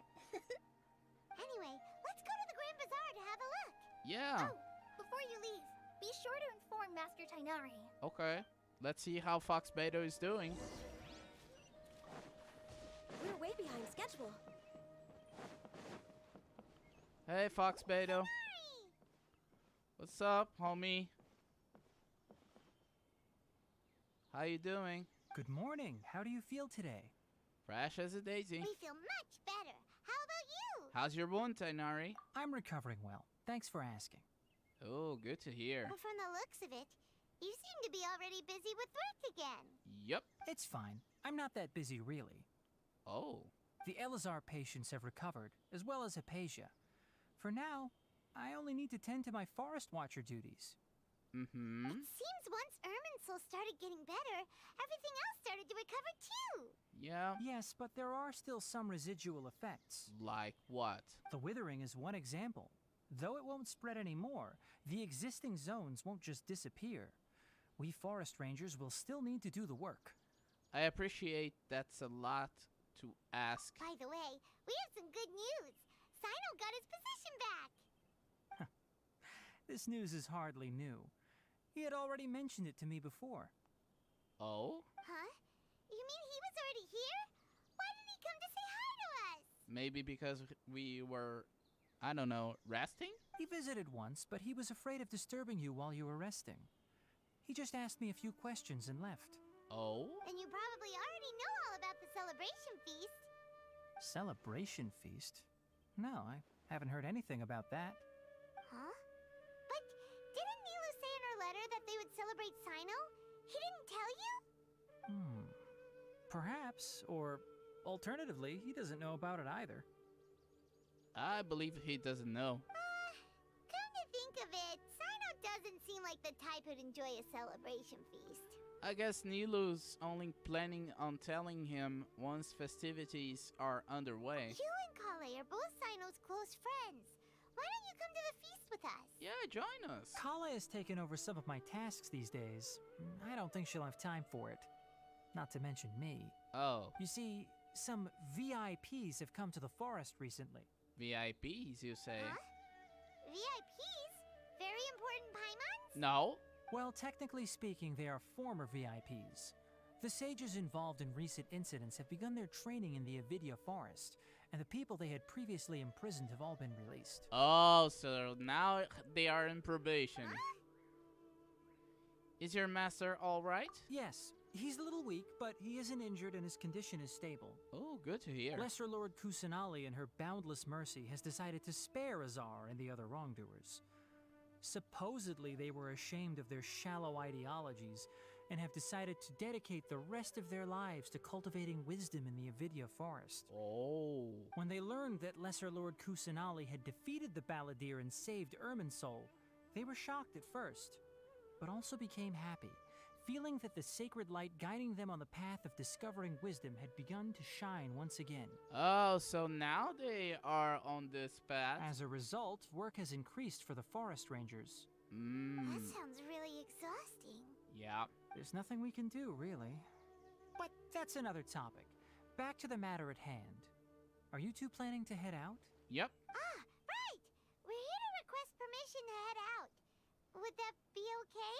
Yeah, would that be okay, Fox Beto? You've recovered well.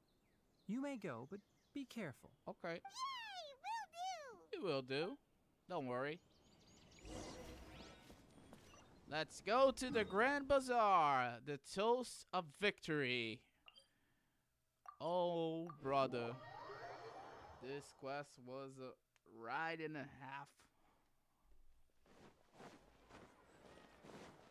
Let's go to the Grand Bazaar and celebrate.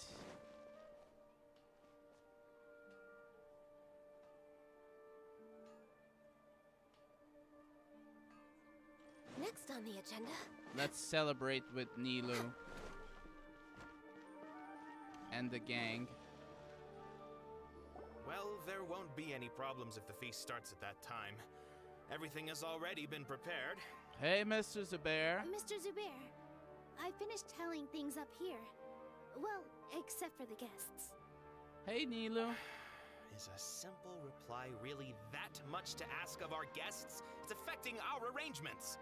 Oh, it'll be fine.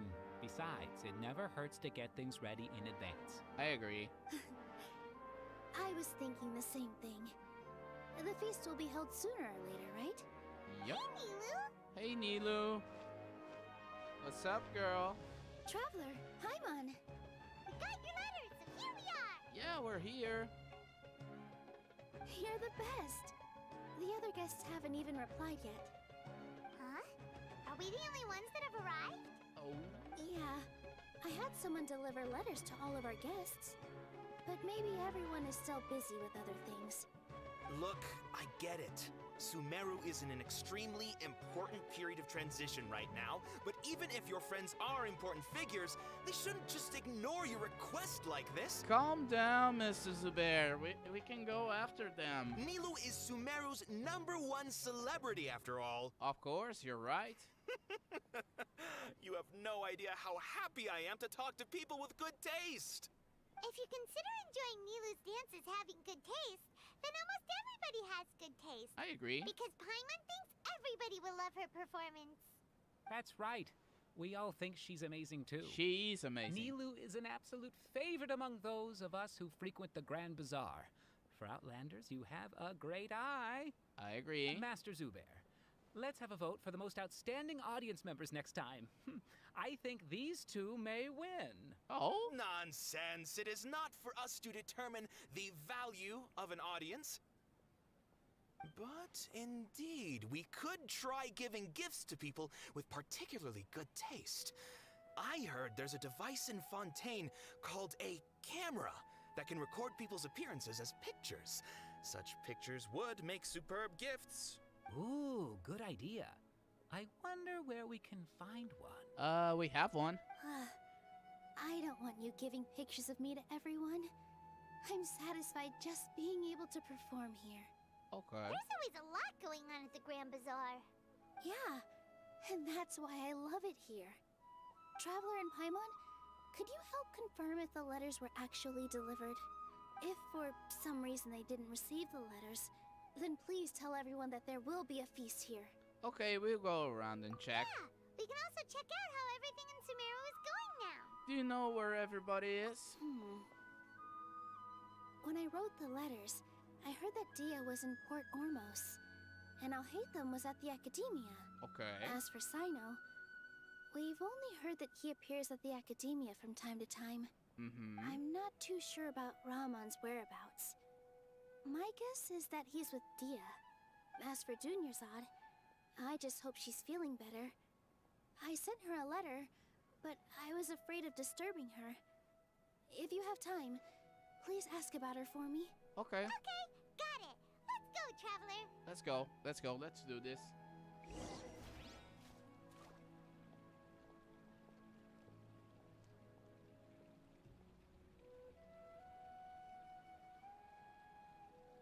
Uf, 12K.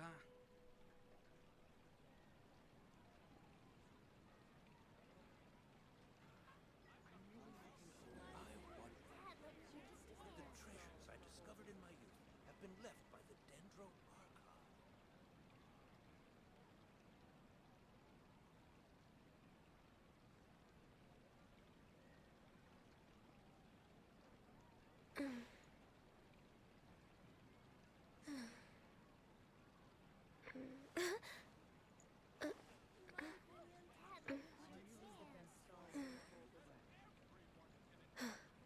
I wonder, could the treasures I discovered in my youth have been left by the Dendro Archon?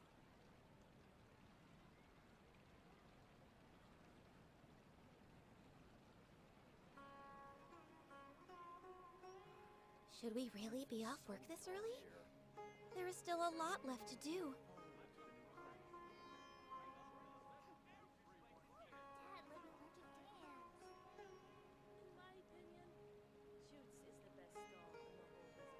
I wonder, could the treasures I discovered in my youth have been left by the Dendro Archon?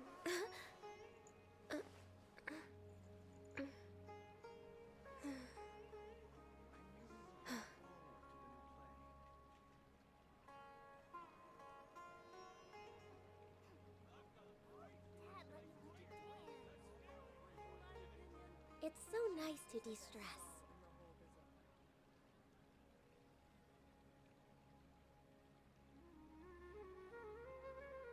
I wonder, could the treasures I discovered in my youth have been left by the Dendro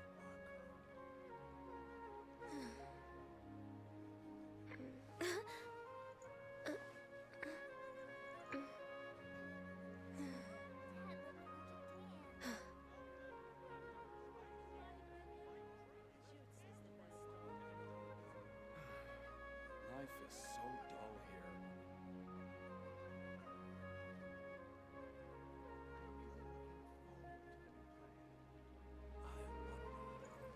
Could the treasures I discovered in my youth have been left by the Dendro Archon?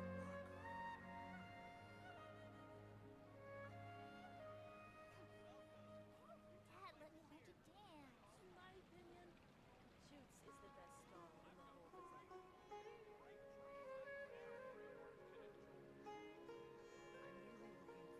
If you lie on the grass, you can feel the heartbeat of the world.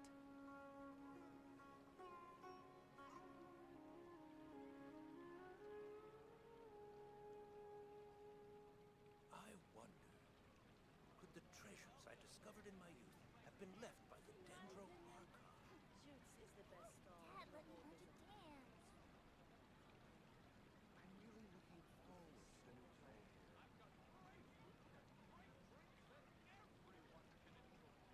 It's so nice to de-stress.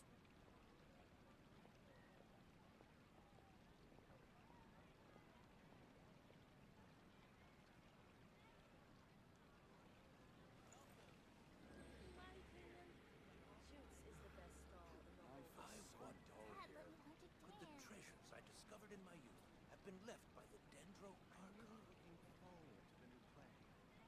I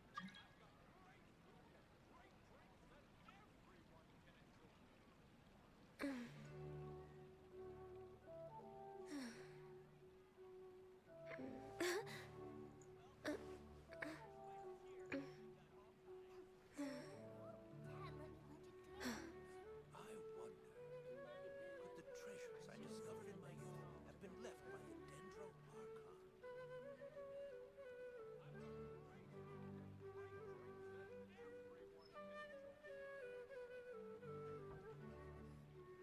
Should we really be off work this early? There is still a lot left to do.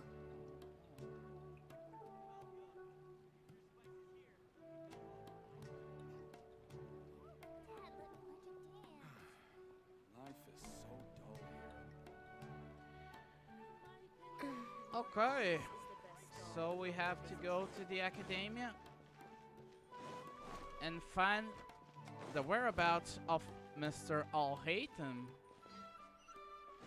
Next on the agenda.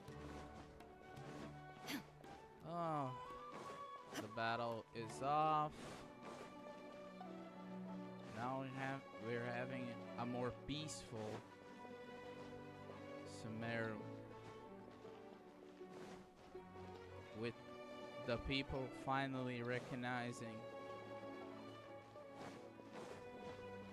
Kusanali as the Archon.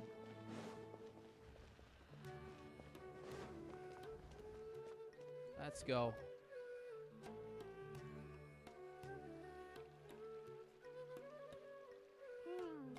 We haven't seen Alhaitham anywhere. Let's ask that person over there. Yeah.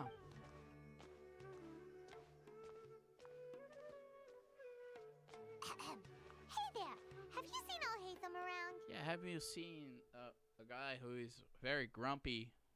Yes, it seems Scribe Alhaitham has gone to the House of Dana. You should be able to find him there. Okay, Jeff. You're already the second group of people I've seen looking for him today. He must be quite the busy man. Second? Oh? Who else was looking for him? Yeah. Mr. Cave was just here asking about him. You wouldn't believe how terrible their relationship is. And now you Cave. two are here.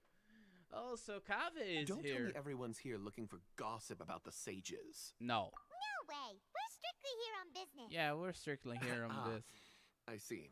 Sorry, I thought maybe everyone's as interested in rumors about the sages as I am. No. We're not interested in the sages, after all. We defeated them. So they shouldn't be even be talked about. Let's go into the House of Dana.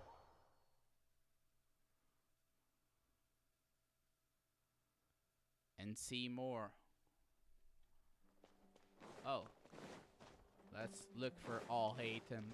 Mr. Alhaitham. Oh.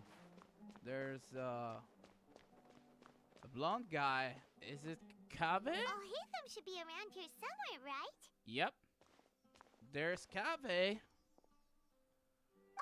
he's over there. But it looks like he might not have time for us. He's already talking with someone else. Just put down that worthless book and tell me what happened in the academia. Ugh. This is not just some worthless book. Do you have any idea how difficult it is to find a physical book like this in Sumeru? What? It doesn't matter. It's probably just another thing that you used your authority to get your hands on anyway. Just put it aside. Listen, I came back today only to hear that the sages have disappeared. What? Oh, you sound surprised. I thought you would already know the inside story. Really? Would I be here asking you if I knew? You're the scribe, not me. So just tell me what you know already. Well, I almost became a sage. What? Huh? Oh, don't sound too surprised now. You're the renowned Cave, light of the Kasharawar. Besides, as a master builder and craftsman, chances are you'll be appointed as a sage too. Oh? Why do I feel like you don't really mean it? What makes you say that? Why would you question my heartfelt sincerity? Okay. Maybe it's because you've never said anything good about me before. Yeah, well, I share a similar sentiment. And anyone who knows you as well as I do would surely do the same. Oh, they have the Diluc-Kaya dynamic. You... See? This is why I hate discussing anything with you. Your ridiculous and arrogant attitude always gets in the way. It seems that you really can't stand my personality. Ha! What was your first clue? Well, then you might as well move out of my house. Are you threatening me? Stooping to a new low, I see. Ugh, and don't change the subject. You, a sage? What a joke. The academia might as well just close tomorrow. Are they having a fight? Let's see how this plays out. We're not in a rush anyways. Forget what's going on with the academia. Haven't you been busy with your construction project? Tell me, when are you going to build yourself a mansion? Oh? Don't get me started. I get angry just thinking about it. So, what great building did our master architect work on this time? Like I need to tell you. Keep your nose out of my business. No, I think we deserve to know. Where were you when Sumeru needed you most? Oh. I was in the desert for a large project, but considering Haravatat's utter ignorance of architectural and aesthetic matters, you probably wouldn't understand. Which is truly unfortunate. I can only pity the man who doesn't understand the first thing about beauty and romance. Unlike a true... hold on, wait a second. What do you mean by when Sumeru needed me most? Well, while you were out fiddling around in the desert, many people came together to save Sumeru from a crisis. Oh. Ha! And you think I'd believe that? We're living proof, Mr. Kave. Look, all you really need to know is that Azar and all his accomplices have all been overthrown. Yeah. Huh? What nonsense are you talking about? They were corrupt. It's no skin off my nose if you don't believe me.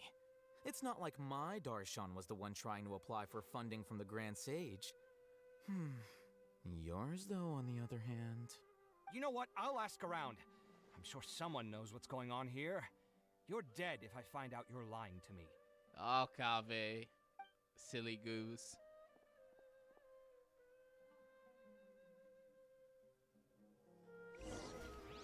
Let's talk with Alhaitham. Hello, Mr. Alhaitham. Hey, Alhaitham. Oh, it's you two. What's the matter? We're running some errands for Nilu. Have you received her letter? Yeah. Letter? Yeah, her invite. Nilu said she sent out a letter inviting everyone to a celebration feast in 2 days at the Grand Bazaar. We'll also be celebrating Zaino's reinstatement as General Mahamatra. If she addressed the letter to Alhaitham of the Academia, then the letter should have gone to my office. Oh. I've been busy these days, so I haven't had time to check for any new mail at my office. I only now have some free time to attend to personal matters. Have you always been so busy with your work? Of course not. I'm only busy these days because several sages have been dismissed recently and the whole Academia was practically turned upside down. Tainari told us they all went to train in the Avidia Forest. Apparently they will spend the rest of their lives there. Probation. That is already the best possible ending for the likes of them. I agree. 4 of the 6 great sages were possessed by their desire for power and attempted to create a new god. In order to pull it off, they even imprisoned the other 2 rational sages. To imagine such things could take place in the Academia. I don't know where to begin. 6 great sages. Sounds pretty powerful. Yeah, you're right. Huh. Feels kind of strange to hear them called that after all this time. But then again, the 6 great schools sounded pretty impressive too. I agree. Yes, at least that's how they're supposed to sound. It's said that when the Academia was first founded, the Dendro Archon herself established the 6 great schools, each representing one of the 6 different types of wisdom. Numerous Darshans have sprung up and faded. Only the 6 Darshans, attaching themselves to the 6 great schools, have stood the test of time and obtained permanent seats in the Academia. Now, the 6 Darshans are nearly synonymous with the 6 great schools, and the leaders selected for the schools are the 6 great sages. Among the 6 great sages, there is one central leader, the Grand Sage. Unfortunately, only the sages from Vahumana and Amorta remain now. They were imprisoned for opposing Azar, and were only rescued after Azar's downfall. So who's managing things in the other 4 schools now? Do they need to find someone new? Yes. Normally, new sages are selected based on a strict set of criteria. Oh, didn't you just say something about becoming a sage? If they pick you, then we'd have a huge connection in Sumeru. Paimon has a point. Yes, about that. You didn't let me finish my sentence. Okay. The person in charge of personnel affairs nominated me to be the Grand Sage in place of Azar and help Lesser Lord Kusanali manage the academia. But I refused. Why? Why? Can't you be a little more ambitious? Why, I'll hate him? I'm not even interested in being one of the 6 great sages. Like I said before, I don't like being a leader. Ah. Oh, all right. So are you busy these days trying to find others to take the job? I believe so. That's not my job either. I'm only responsible for handling important affairs within the academia before the new sages take office. So you're basically a temporary leader. And the first thing I'll do is reject Kasharawar's application for funding. Why? By the way, who was that other person just now? Is he your friend? Kave? Do we look like friends? You look more like brothers. Paimon doesn't know. That's why Paimon's asking. His name is Kave, my roommate. You could say he's the representative for Ksharawar scholars. He didn't seem to believe a word you told him. Which is exactly why he always has so many problems. So everything that's happened recently must be a huge change for the people of Sumeru. Thanks for your hard work these days. Sorry for calling you a snake. In the end, you pulled a 5D chess move on Azar. Such is the work of the Academia Scribe. Well, anyway, no matter how busy you are, since you are our planner, remember to attend the celebration feast in 2 days. Yeah. Alright. I'll see you there. Okay. Bye, Mr. Scribe. And now, off to Port Ormos. To listen to the best music of Sumeru. Whoop-de-doo. Oh boy. Do I even on the beginning or the end of this quest? I don't have a clue.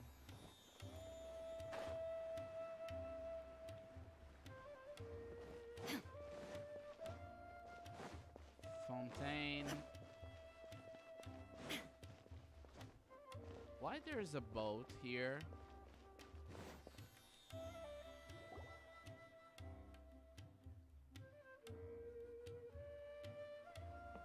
This is Port Ormos. Now where could you... Oh, Dunyarzad! Paimon, I hear? Dunyarzad! It's so good to see you! It's been a while.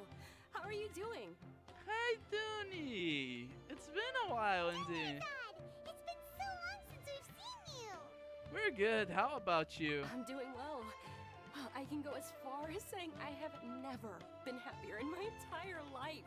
Really? I don't know if you've heard, but Elazar has completely disappeared, and all the patients have recovered. Including you? You kidding? Knowing them and the connections they've got, I'm sure they've heard about it. Oh, hi, Dia. Didn't expect to see you here. That's right. My lady is feeling better now, so I'm accompanying her for a walk. Okay. Why do you still call me that, Dia? You've already informed my father of your resignation. Old habits die hard. I guess I'm just used to calling you my lady. Old habits die hard. Yep. Resignation? You mean you're quitting? Yeah. Yeah, I might start losing my edge if I keep being a bodyguard for the Homayanis. You know that my parents and I are fond of you, and that we appreciate you very much. It wouldn't be a problem if you wish to continue to be our bodyguard. I'm not a woman that's easily persuaded. You should know that by now, my lady. When I took this job, I had already decided that I'd quit as soon as you'd recovered. It's time for me to get back out there and chase that horizon. Oh, so you... So what are you gonna do now if you're not gonna be a bodyguard anymore? I want to take a risky job and put my body to the test again. So you want to travel? Huh? But we literally just finished one of the most dangerous jobs ever. Are you getting bored already? I know. If I hadn't joined in that plan with you, I wouldn't have come up with this idea. Oh. I guess I still get fired up by that feeling of going all out in a fight. It made me realize that I'm still a mercenary through and through. Life is short, and I'm happy that I got to be a part of that operation. But the whole thing also made me realize that there are still many problems in Sumeru. And as a desert dweller, I'm still not completely ready to settle down on this side of the wall. Well, I remember a friend had someone bring you a message. You mean I'll hate them? I didn't expect him to still remember that. I thought he was joking. Joking about what? We just came from talking with Alhaitham at the Academia. Yeah. Did he tell you that he suggested that I come work at the Academia? Oh? What? We didn't hear anything about that. I heard that Azar and his cronies fell from power, and Alhaitham told me that now was a good time to find a job in the Academia. But only if I wanted to. And you rejected. Whoa. Paimon can't see you being anything other than a mercenary. Yeah. Me neither. But I think Dia would look great dressed up as a scholar. Oh, that's not... I don't think she would look great. Ugh, forget about it. I wouldn't last 10 seconds in there. She's a lioness. She's free in the world. Alhaitham probably just liked the way I worked and knew I'm good in a fight. So he suggested I find some work in the Academia. But you know, if you take him up on the offer, Sino might actually agree and let you become a Matra. Yeah. Because you're super amazing. Super duper amazing. The Matra have all the talent they need as long as they have Sino. I prefer to be free to live however I choose. Oh, so you want to travel, huh? I can agree with you. In fact, I chose this job from the very start because I knew it'd be right up my alley. Even if being a mercenary means facing all kinds of danger. A lion has to return to the wild sooner or later. If anything, being your bodyguard has been unfamiliar territory for me. I don't want to see you go, but I'll respect your decision. We all respect Dia. I'm glad to hear you say that. Until you get to my team. Come on, no need for the sad face. It's not like we'll never meet again. I guess being free is just a part of how Dia operates. Once the whole Dendro Archon thing is settled, everything in Sumeru will take a turn for the better. That makes me happy too. But a peaceful society will probably mean less demand for mercenaries like me. Before long, we'll be a dying breed. So I'd better get to work while I still can. Huh? But wait a second. You make it sound like you're leaving now. Yeah. Well, no, not yet at least. I promised my lady I'd stick around until next week. So, have you been in Port Ormos this entire time? We were wondering if you had received a letter from Nilu. Oh, did Nilu write to us? An invite for the grand feast? She heard that you were seen in Port Ormos, so she sent the letter here. Yeah. Huh. It was probably sent to the inn that we're staying at. Oh. My lady has been very energetic lately and keeps taking me on hikes, staying out even into the night. By the time we get back, the receptionist is usually off napping on the job. Right, and we tend to leave quite early in the morning, so the old man on duty is also usually dozing off. So what it really sounds like is that the person on duty is always asleep. Yeah. I bet the letter's at the reception desk. I'll go check later. No wonder there wasn't a reply. You never received the letter. Good thing Nilu asked us to come and check on that. Yeah. Sorry to make you two come all the way out here. Nah, don't need to be sorry. You were a gem on all this plan. It must be something important for Nilu to specifically write to us like that. Yes, she said they were preparing a victory feast in the Grand Bazaar, and will also be celebrating Sino's reinstatement as General Mahamatra. She was hoping you could come. Great! I'll be sure to attend. Oh! Count me in too. But is there some sort of dress code or No, anything no. for the feast? Can No, I no, just no. show up looking like this? No, you can show it however you want. Since it's being organized by Nilu, I don't think she'll be too picky about that. If anything, I think she wants to see us as our most natural selves. I agree. All right, then this is how I'll show up. The feast will be held in 2 days, so don't forget. Sure. Thank you so much for letting us know. We'll see you there. Bye, Dooney. By the way, do you happen to know where Sino and Raman are? Yeah. The General Mahamatra always comes and goes without a trace. Normally no one knows his whereabouts. Oh. Eh. But last time we met, he mentioned that he had something to do in Aru village. You can try your luck there. Oh, we will see Candace. As for Raman, Your guess is as good as mine. I only remember he said that he had something to discuss with Sino. You can ask Sino when you meet him. Thanks, Dia. Don't mention it. You'd better get going. Okay. On to our next stop. On to our next stop.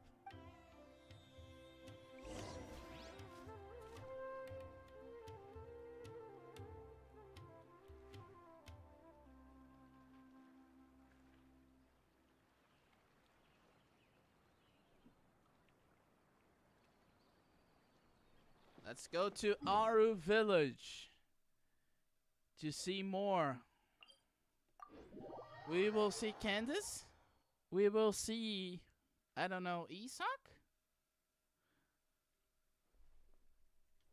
We're here in the Aru Village. Oh my god. Oh my god. Oh, the ping is high. Hi. The ping is going down. Ping is going down. Yep. Yeah. We're good. We're good. No frames dropped. We're 60 FPS. We're good to go.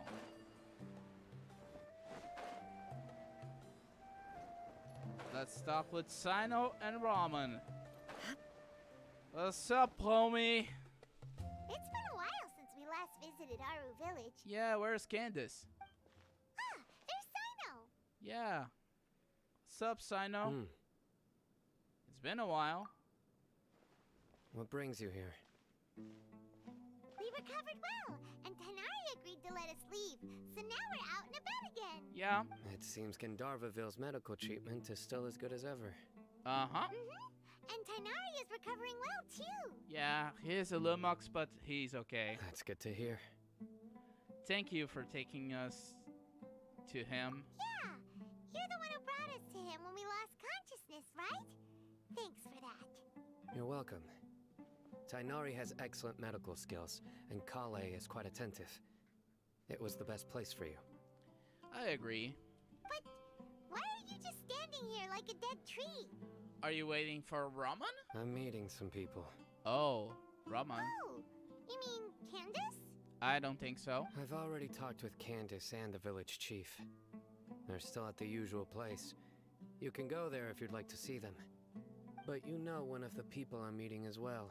Ramen. Oh, by King Deshret's blessing, my friend suddenly appears in the desert. Don't tell me you've run into trouble and need us to help now. No. Roman! And, Sitaria? Sitaria? Oh, you know me? Yep. Oh, well, Yeah.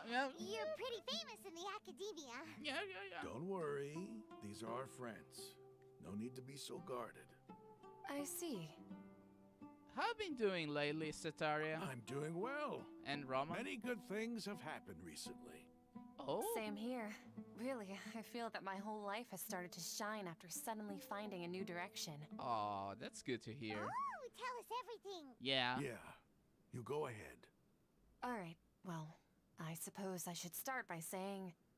Ramen is your dad? I've decided to leave the academia. Oh. What? That's a bold decision. You're not going to be a scholar anymore? It's not that I've given up on being a scholar. Instead, you could say I've found a new identity. What? I will no longer pursue research like a typical scholar, but I have not completely given up on my relationship to knowledge either. Okay. I can see what you're saying now. What do you mean? Yeah. I plan to leave the academia and return to teach here in the desert. Oh. Wow, so you want to become a teacher? That's awesome. Sitaria will return to support education here and teach people from the desert. That's awesome. She can't teach everyone on her own, but there are many of us Eremites all over Sumeru. She came to discuss a collaboration with me and hoped that I could bring her ideas to the Eremites.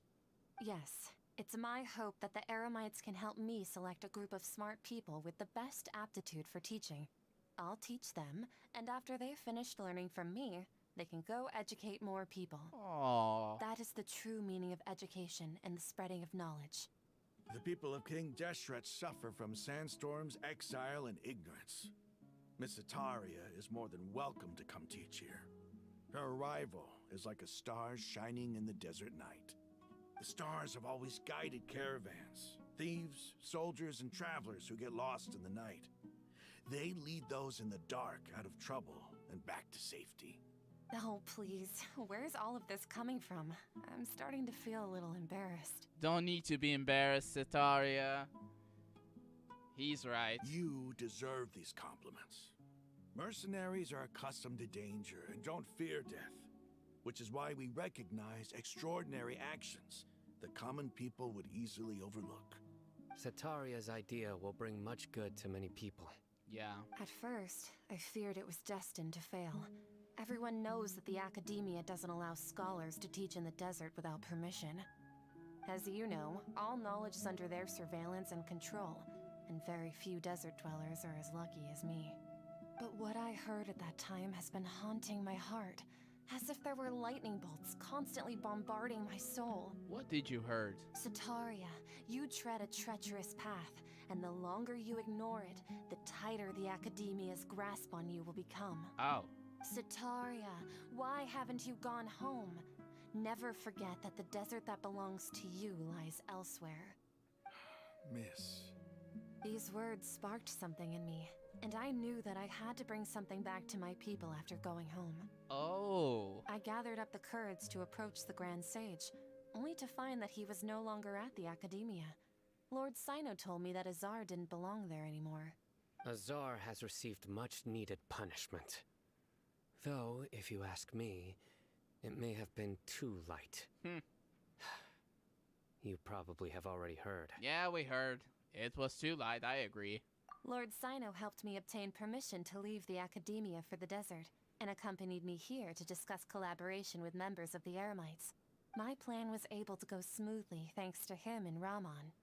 You're all doing so much for the desert. Yeah. Aside from that, I also have some other business to discuss with Sino. Okay. Lesser Lord Kusanali has allocated many resources to support and develop the desert. I've done some business for her, and part of it required the assistance of the Eremites. I applied for a few batches of educational materials from the Academia, and sent them to several groups in the desert, as instructed by Lesser Lord Kusanali. I believe the people will make good use of them. That's exactly what the people here need. Physical books and other related items. If it weren't for Sino and Lesser Lord Kusanali, I'm afraid we'd never be able to get our hands on them. Apart from this, the Academia is also recruiting scholars that are willing to teach in the desert. I'll let you and Setaria know as soon as I have any more news. Okay. We must be persistent about this, and maintain these resources to ensure long-term effectiveness. This is the first time in hundreds of years we've had a glimmer of hope. I think this may be the turning point for the desert. You can't see me right now, but I'm smiling to see all of this. Remember these words. Here lies our faithful priest, Kasala. His wisdom is a miracle among the people, deserving of high praise and admiration. I hope people with wisdom like that priest will rise again among the desert dwellers.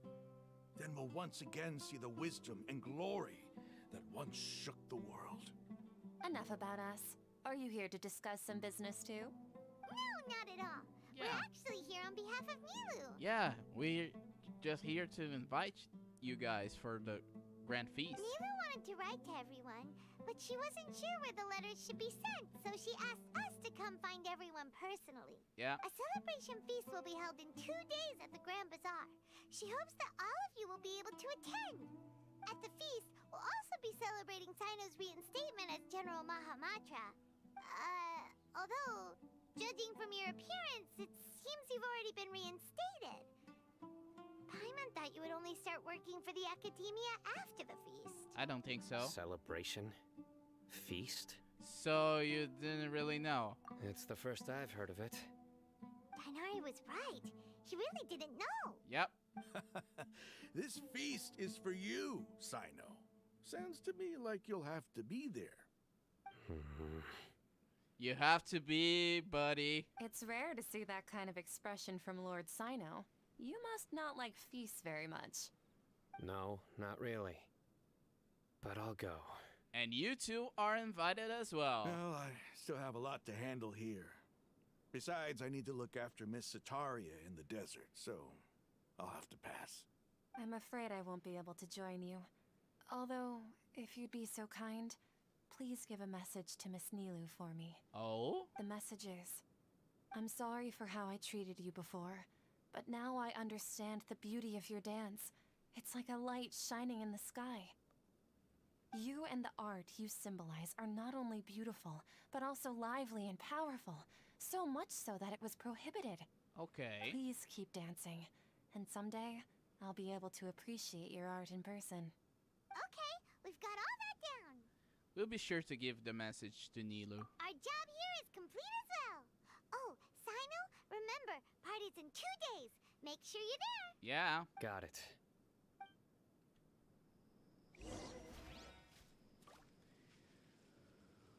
Okay.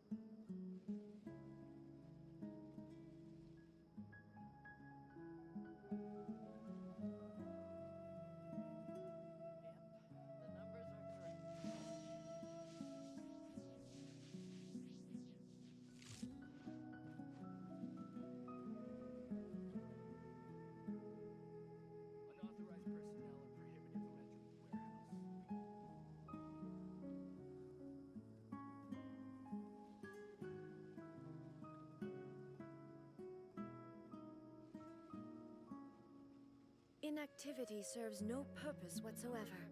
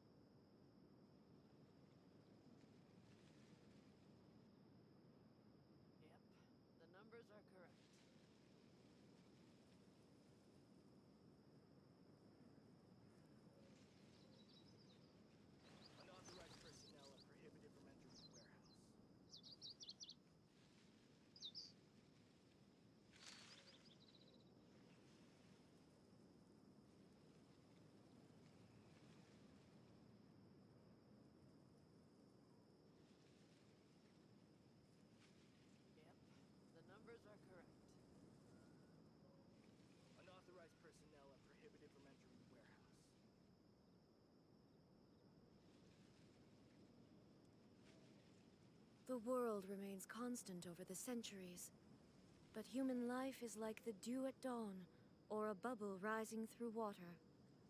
Transitory.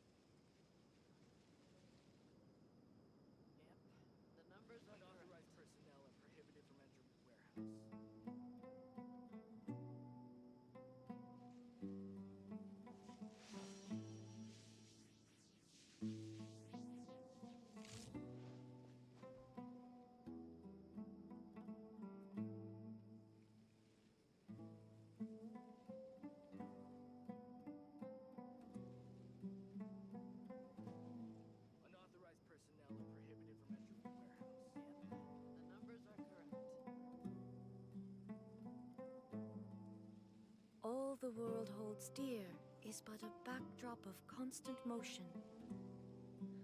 I stand before it, alone and unchanging.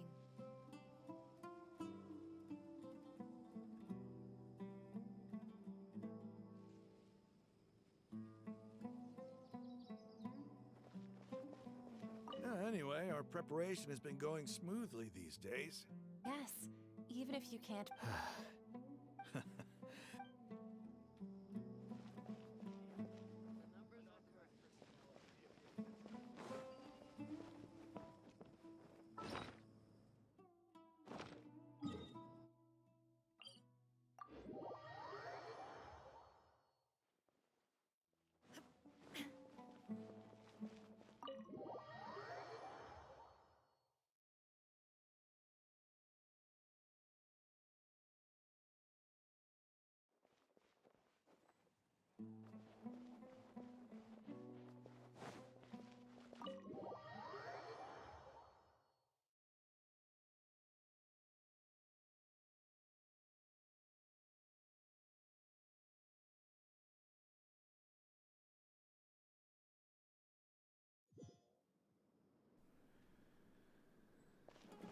No Candace here means no voice, means no footage.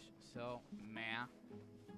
Let's just simply go through all the time.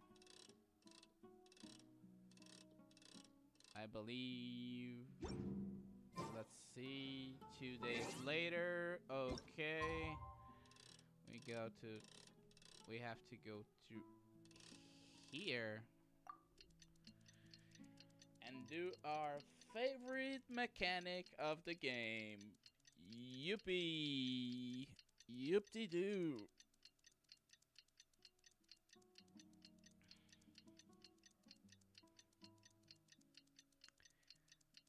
Tick tock, tick tock, tick tock, tick tock, tick tock, tick tock, tick tock, tick tock, tick tock, tick tock, tick tock, tick.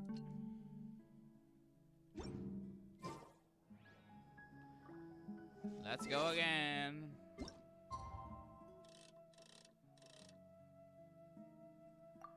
7 p.m. of this day. Tick tock, tick tock, tick tock, tick tock, tick tock, tick tock, tick tock, tick tock. Today's the big day! Let's go to the Grand Bazaar and see how the celebration's coming along. Oh, this is the day of the grand feast. A toast to victory for the Lesser Lord Kusanali.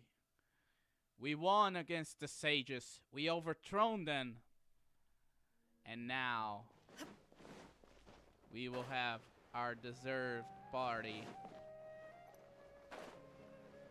We overthrown those geezers, those boomers. And now we will have our celebration, our deserved celebration.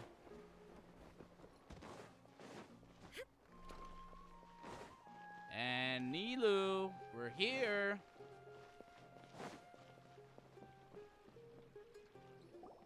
Everybody's already here. Looks like we're the last ones to arrive. Yep. I'm here. Oh, you're here. Really? I saw you, man. Ah, there you are. Hey, Nilu. Good evening. Well, look who finally decided to show up. Hello, dear. You look like you came here immediately after finishing up some work. I'm very happy to see you here. Hey, Dunya-san. We're not late, are we?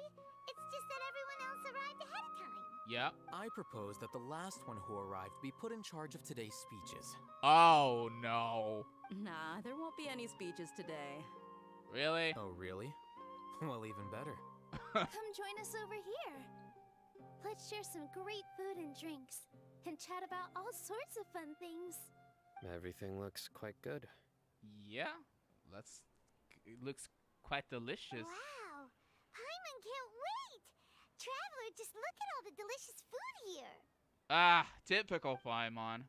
The feast and celebration of the General Mahamatra in the Grand Bazaar goes as planned. Drinks are flowing. Oh. Performance by Nilu and everyone in the Grand Bazaar. Time passes in the wonderful atmosphere and the... Whoa! It's so delicious! Oh, this grilled meat tastes amazing! Yeah. The food was specially prepared for you by everyone in the Grand Bazaar. And we have gifts that were sent by the residents of Sumeru City when they heard we were holding a feast. Oh, presents. Everyone that came said that you saved Sumeru and wanted me to thank you all on their behalf. Feels kinda nice to be seen as a hero. I could get used to this. You get used to this when you join my party, Dia. Being a bodyguard is also a hero's job. You've always been amazing, Dia. Yeah. My lady sure has a way with words. Thanks. I'm glad to hear it. And I'm happy to meet everyone that participated in the great plan. Don't mention it. Yeah, don't Come to mention think it. of it, we've really done something impressive together. It's unbelievable. Yeah, we overthrown the sages. We defeated Scaramouche. And we even... Wait a second. Where's the Tori? We owe it to our abilities. And luck. Yeah, and you're whereatal, Mr. Alhaitham. Really? Why do I remember everybody thinking that luck was against us and feeling like we hardly had a chance of succeeding? Yeah. That's how I remember it too. Yeah. It's luck that brought us together, and it was luck that let us form a team. Then, it took even more luck for us to formulate a plan and implement it successfully. Okay. Moreover, judging from the results, everything worked out well. Okay. Yeah. Everyone gave it their all when it mattered most. Even you. It was almost like a performance. We took the stage and put on our best show. Even you. Everyone played their part. And thanks to everyone's efforts, the performance was a great success. I agree. So, would you say we're good actors too? That's one more talent under our belt. It's such a blessing that Lesser Lord Kusanali was able to return to power at the Academia. It is. Yes! Even after being abandoned and neglected so many times, she's finally returned. Returned to the Academia, abandoned and neglected. Uh-huh. Lesser Lord Kusanali once used all her power in a great disaster, which resulted in her losing all her wisdom and memories of the past. The Academia basically abandoned her because of it, you should remember. Huh? You look surprised.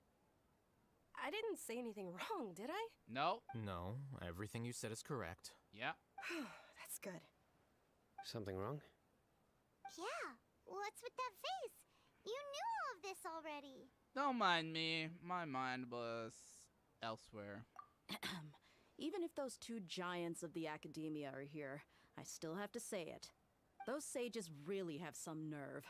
500 years ago, Lesser Lord Kusanali used all her power for the people of Sumeru. And what did they do in return? It seems that after everyone forgot Greater Lord Rukkhadevata, their understanding of Sumeru's history also changed. Now everyone believes that Lesser Lord Kusanali has been Sumeru's Archon all along. Maybe I'm the only one in all of Tevat who remembers that Greater Lord Rukkhadevata ever existed. As the witness of all that happened, I shall respect her choice and keep the secret for her. If you bite the hand that feeds you, don't act surprised when it turns into a knuckle sandwich, right, Sino? Perhaps I shouldn't say this, but their treatment of Lesser Lord Kusanali calls for a more severe punishment. I agree with Sino. You could simply tell Lesser Lord Kusanali that you wish to have Azar and his accomplices severely punished. I respect our deity's decision and won't interfere in any way. Yeah. While we're on this topic, why didn't you accept the Academia's invitation to become the Grand Sage? He doesn't seem like to be a great leader. Are you trying to say that I'm fit to be a sage? Yeah. Not at all. But every person handling the selection process has said that you are the most suitable candidate to lead the Academia right now. Why? Because he dethroned Azar from power? Could you try to put it another way? This is a good thing, yet you're making it sound like I overthrew Azar for my own personal gain. But seriously, though, I always wondered if you had some personal motives behind it. I did have my own motive, but it had nothing to do with being a sage. And what is it? If the rules of our nation were suddenly cast by the wayside, then it wouldn't be long until chaos ensued. I had no intention of letting their dreams disrupt my life. By that, you mean your life working as the Academia's scribe. Precisely. Wait, is that all? So, that's the only reason why you joined us and came up with all those plans? Yeah. It's reason enough. No. You've certainly got quite the personality. Yeah, he's eccentric. You flatter me. All right then. How about you? You've already resumed work as the General Mahamatra, right? That's right. Will you be happy with that life? It's not about being happy. There are merely a lot of things that I must do. Even so, keep your spirits up and try to be happy, okay? And try to smile more every day, just like I'm doing now. Thank you. I'll keep that in mind. Silo is real. Let's talk with everyone at the feast, starting with Dia and Dunyarzad. My lady, the grilled meat over there is delicious. Have you tried it? Yes, I also tried some fruit just now. Oh, they're very sweet. What an amazing place to relax. No wonder everybody likes to rest at the Grand Bazaar. I agree. You said it. Oh, look who else is here. I'm here. Hello. Oh, I'm so happy Nilu invited everybody. Oh, now I have the chance to meet all the heroes. It's my pleasure, Dunyarzad. I'm glad we could come. Hey, less of that polite chit-chat and more eating and drinking. The feast is about having fun, not stuffy formalities. Okay, I got it. Sino, my homeboy. The atmosphere here is good. And everything is delicious. It must be rare to see you at such a lively gathering. Yeah. I don't often come to such places. But it feels quite good. Yep. I have a lot to handle these days. Otherwise, I could show you around. It's alright. Don't worry about us. There's always next time. We're friends after all. Yeah. This feast is pretty good. I like it. And Mr. Alhaiten. I seldom participate in such lively gatherings, but the atmosphere here is quite good. And here I thought you might find it boring. No. This gathering today has a unique meaning. And what is it? The Grand Bazaar is lively because the people here feel happiness from the bottom of their hearts. Unlike the farces at the Academia. Oh? That happiness is an emotion that'll be forever alien to those bookworms who have driven themselves insane by studying. I seem to have taken both keys when I left the house. Oh well. Oh, what? What else the keys? And last but not least, Nilu. Ah, there you are, traveler. Hello, sweetie. Well, how is it? Are you enjoying the feast today? If there's anything you're unhappy with, just let me know. I'll be sure to take note of it. It's great. Thank you so much for inviting me. That's good. It's the first time I've ever invited so many exceptional people to one place. I was a little nervous myself. Don't be. You see, every guest here is quite extraordinary. It's unbelievable that we've got everyone together here. Almost like a fairy tale. Don't be. Make sure you live it up tonight. I'll be happy as long as you're enjoying yourselves. We have a message to tell you. You tell Setaria's message to Nilu. I'm honored to have her think of me this way. If I have a chance in the future, I would really like to invite her to one of my performances. Aw, that's good. I can't explain why, but I just feel elated right now. Thank you. Well mentioned, sweetie.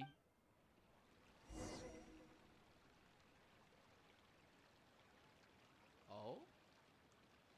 Hey, what's wrong? Your head is starting to droop. I'm suddenly feeling a little sleepy. Hey, you can't just fall asleep here. Paimon will go find something delicious for you to eat. You'll wake up once you put something yummy in your tummy. Really? Of course. Just wait here for Paimon. Okay. Why do I have a feeling that Kusanali will...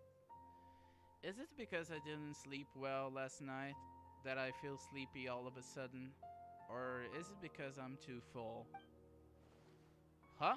It seems like someone is there.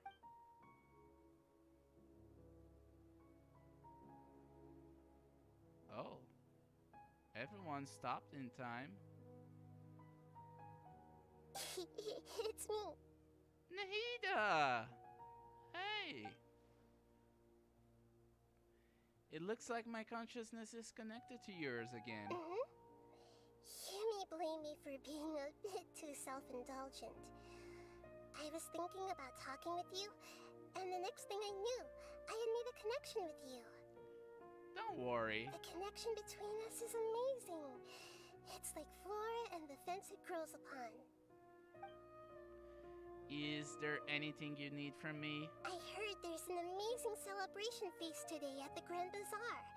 I wanted to have a look for myself, so I snuck in. Oh? Lately, I've been so busy dealing with all the fallout from recent events, so I really haven't had any free time. Although you've already helped me with a lot, there's still one more thing I hope you can help me with. And what is it? What is it? Please say thank you to everyone for me. Okay. So that is what this all about. Nahida, it's better for you that you could do that by yourself. Is it not convenient for you to do that for me? Not exactly. Some things in this world must be done by yourself. But if I just show up all of a sudden, people will become all quiet and stiff, won't they? No. What if I end up scaring them and ruining this wonderful feast? That'd be the last thing I want. No, they won't be scared. It will be fine. Please don't worry too much. Let me think about it. Okay. Have you made up your mind? Yes, I have. That's good. Wait. Huh? You said I should go thank everyone as myself, right? So... Oh, so you entering in my consciousness, you little hopscotch. I've decided to borrow your body for the time being. Please don't blame me.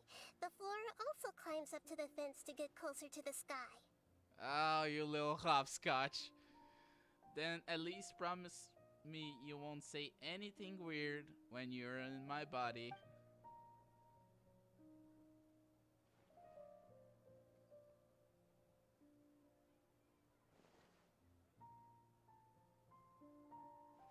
Everyone!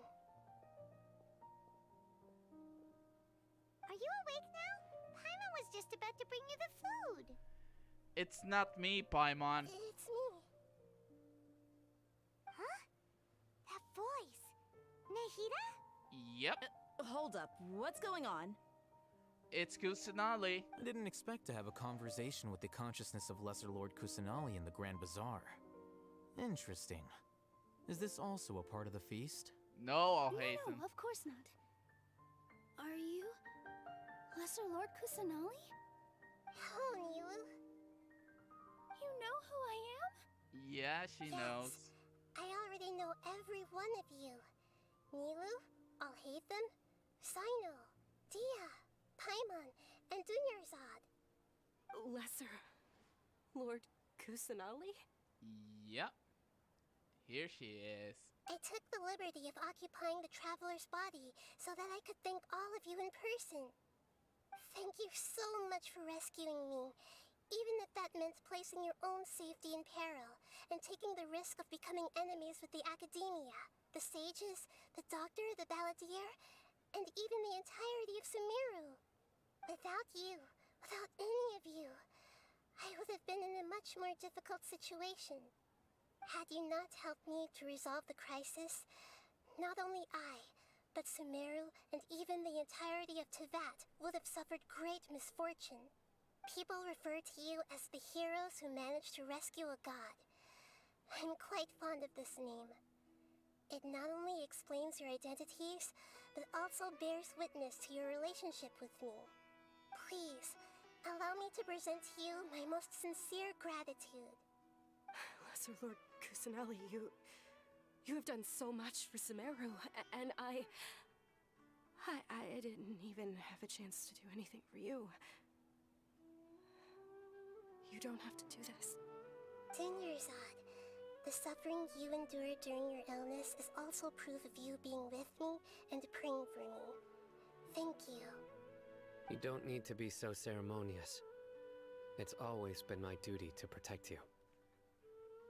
This is how the relationship between the Academia and Dendro Archon should be. We just did what was necessary and set things back on the right path. You're an Archon, but you act so humble. You really don't need to be so polite with us. I'm honored to have been able to take part in this plan. I hoped you liked the dance I dedicated to you. Thank you, all of you. Thank you so much.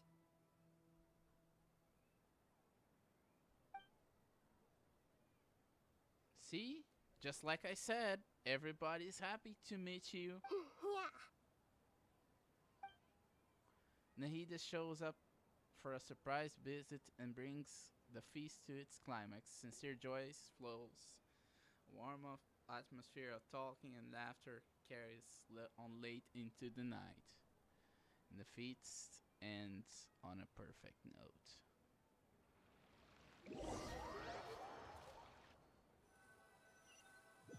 The next day.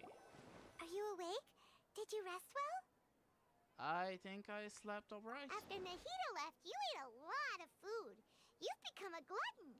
Still nothing compared to Paimon. That just means you still have a lot to learn from Master Paimon, the Sage of Gluttony. Alright, since you're awake now, should we go and have a chat with Nahida? I guess so. She should be in the Academia right about now. If you have any questions, now's your chance to ask. Yeah. Sounds like a plan. Let's go to the Sanctuary of Surastana.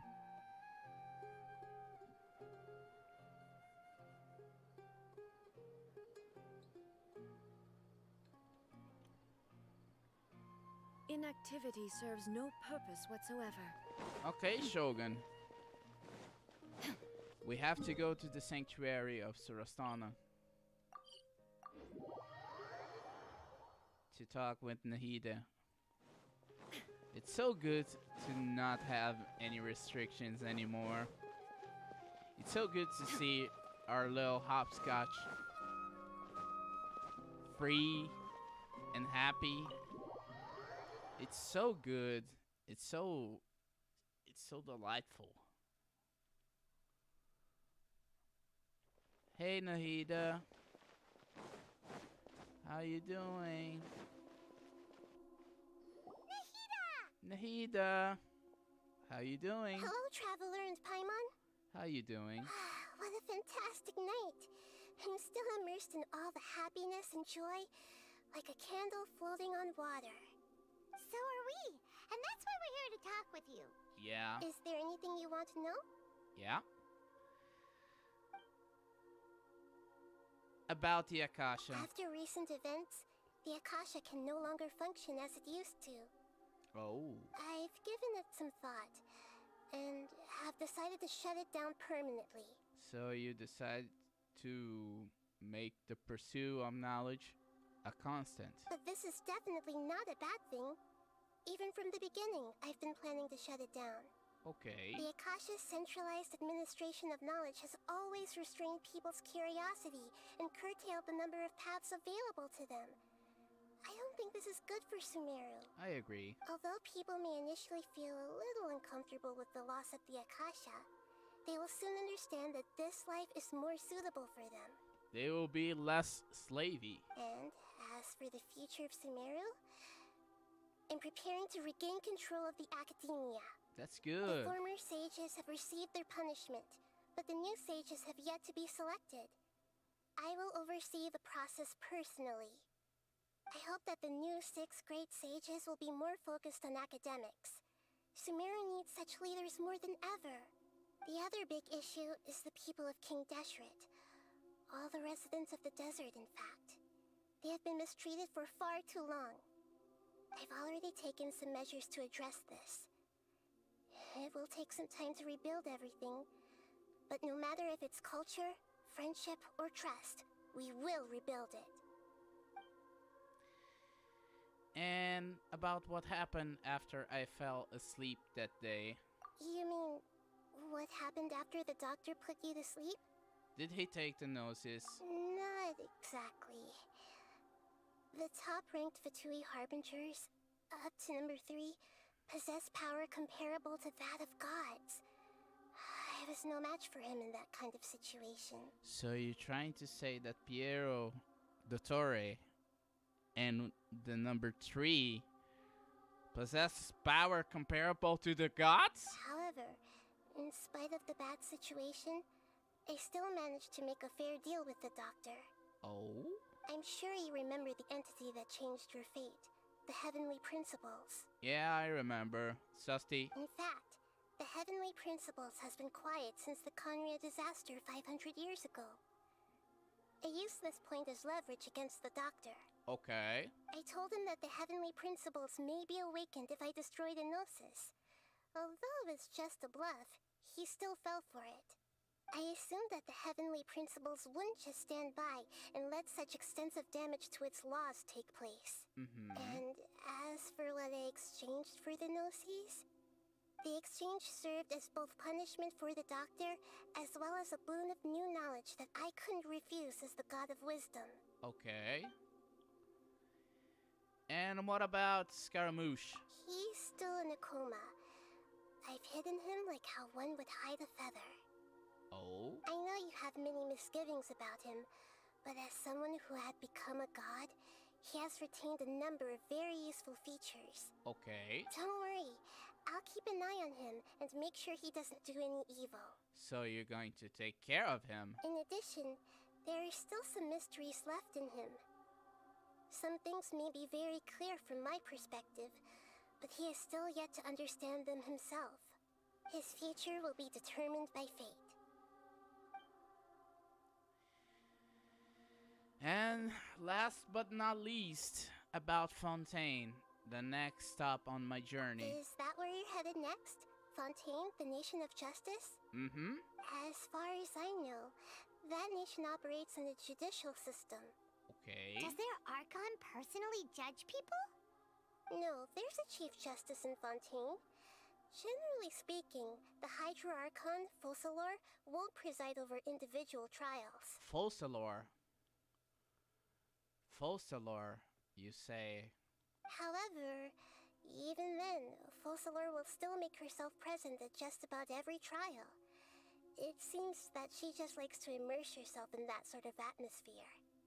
As Archon, she still reserves the right to influence the final verdict. Oh, so she's like those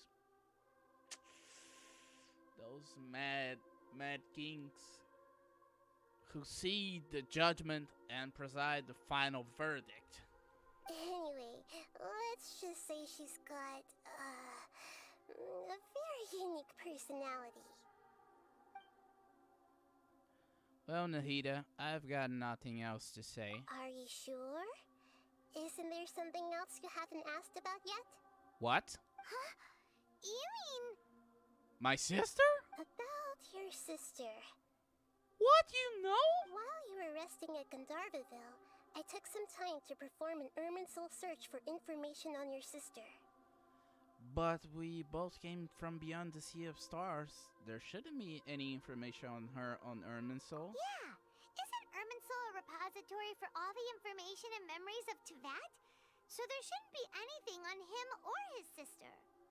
Yeah? This is true in your case. Irminsul indeed does not have any information on you.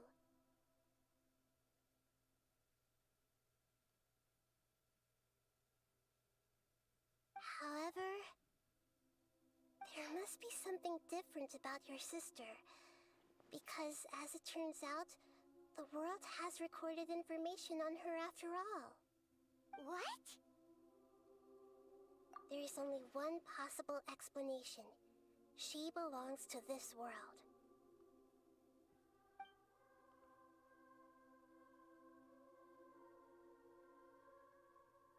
How is that possible? We journeyed the Sea of Stars all of our lives until we came here. How could she possibly hail from Teyvat? Things don't add up. Is there something wrong with my memories, or this world has done something to her? But nothing about this makes any sense! Wasn't this your first trip to Teyvat? Do you know what she has been through? According to the records I was able to access, your sibling suddenly appeared in Conria. After the Conria disaster, she began her journey through the 7 nations of Teyvat. But just as her journey was about to reach its conclusion, the Irminsul records on her suddenly become fuzzy. What do you mean, fuzzy? Did something happen to her? All I know for sure is that somebody, for reasons only they can know, is deliberately obfuscating her fate. And whoever it is, if they can do that, who knows what else they're capable of. Could it be related to the Abyss? But even that wouldn't explain how she somehow comes from this world. Something else I noticed was that according to these records, the Fatui have not classified your sibling as one of the Descenders. Descenders? What's a Descender? Paimon's never heard of it. Me neither. Look, I'm sure you must be curious about the information I received from the Fatui in return for my gnosis, right? Yeah. A very important part of the intel was about this world's Descenders. External beings, ones that don't belong to this world. Traveler, you are Teyvat's 4th Descender. 4th? Huh? So the Fatui count 3 other Descenders before the Traveler, and his sister isn't even one of them? That's right. My current hypothesis is that the first Descender was likely what we now call the Heavenly Principles. As for the other Descenders, I still need to verify their existence. It could take me some time. Paimon's head's about to burst from all this crazy new information. Mine too. And yet, even knowing all this, I'm sure you must still have a lot of unanswered questions. I must say, I truly regret that I can't help you more as the God of Wisdom. Don't worry, There Nahida. are many questions in my heart as well. I will need some time to go through each one of them. Same here. I'll need some time to reflect on what you said. And soon, you'll also begin your journey anew and depart from Sumeru. I'm very interested in your future. It's a journey that can't be observed or recorded by this world. If fate is the ultimate knowledge, then your future will be the ultimate fate. Paimon's sure glad we got to meet you, Nahida. We're so glad. The pleasure is all mine. I can't thank you enough. We can thank you enough. Alright, that's enough talk for today. If you ever miss me, just close your eyes, and maybe I'll appear in your dreams. Thank you, baby Terry. And that's the end. The Akasha pulses. And the Kalpa flame rises.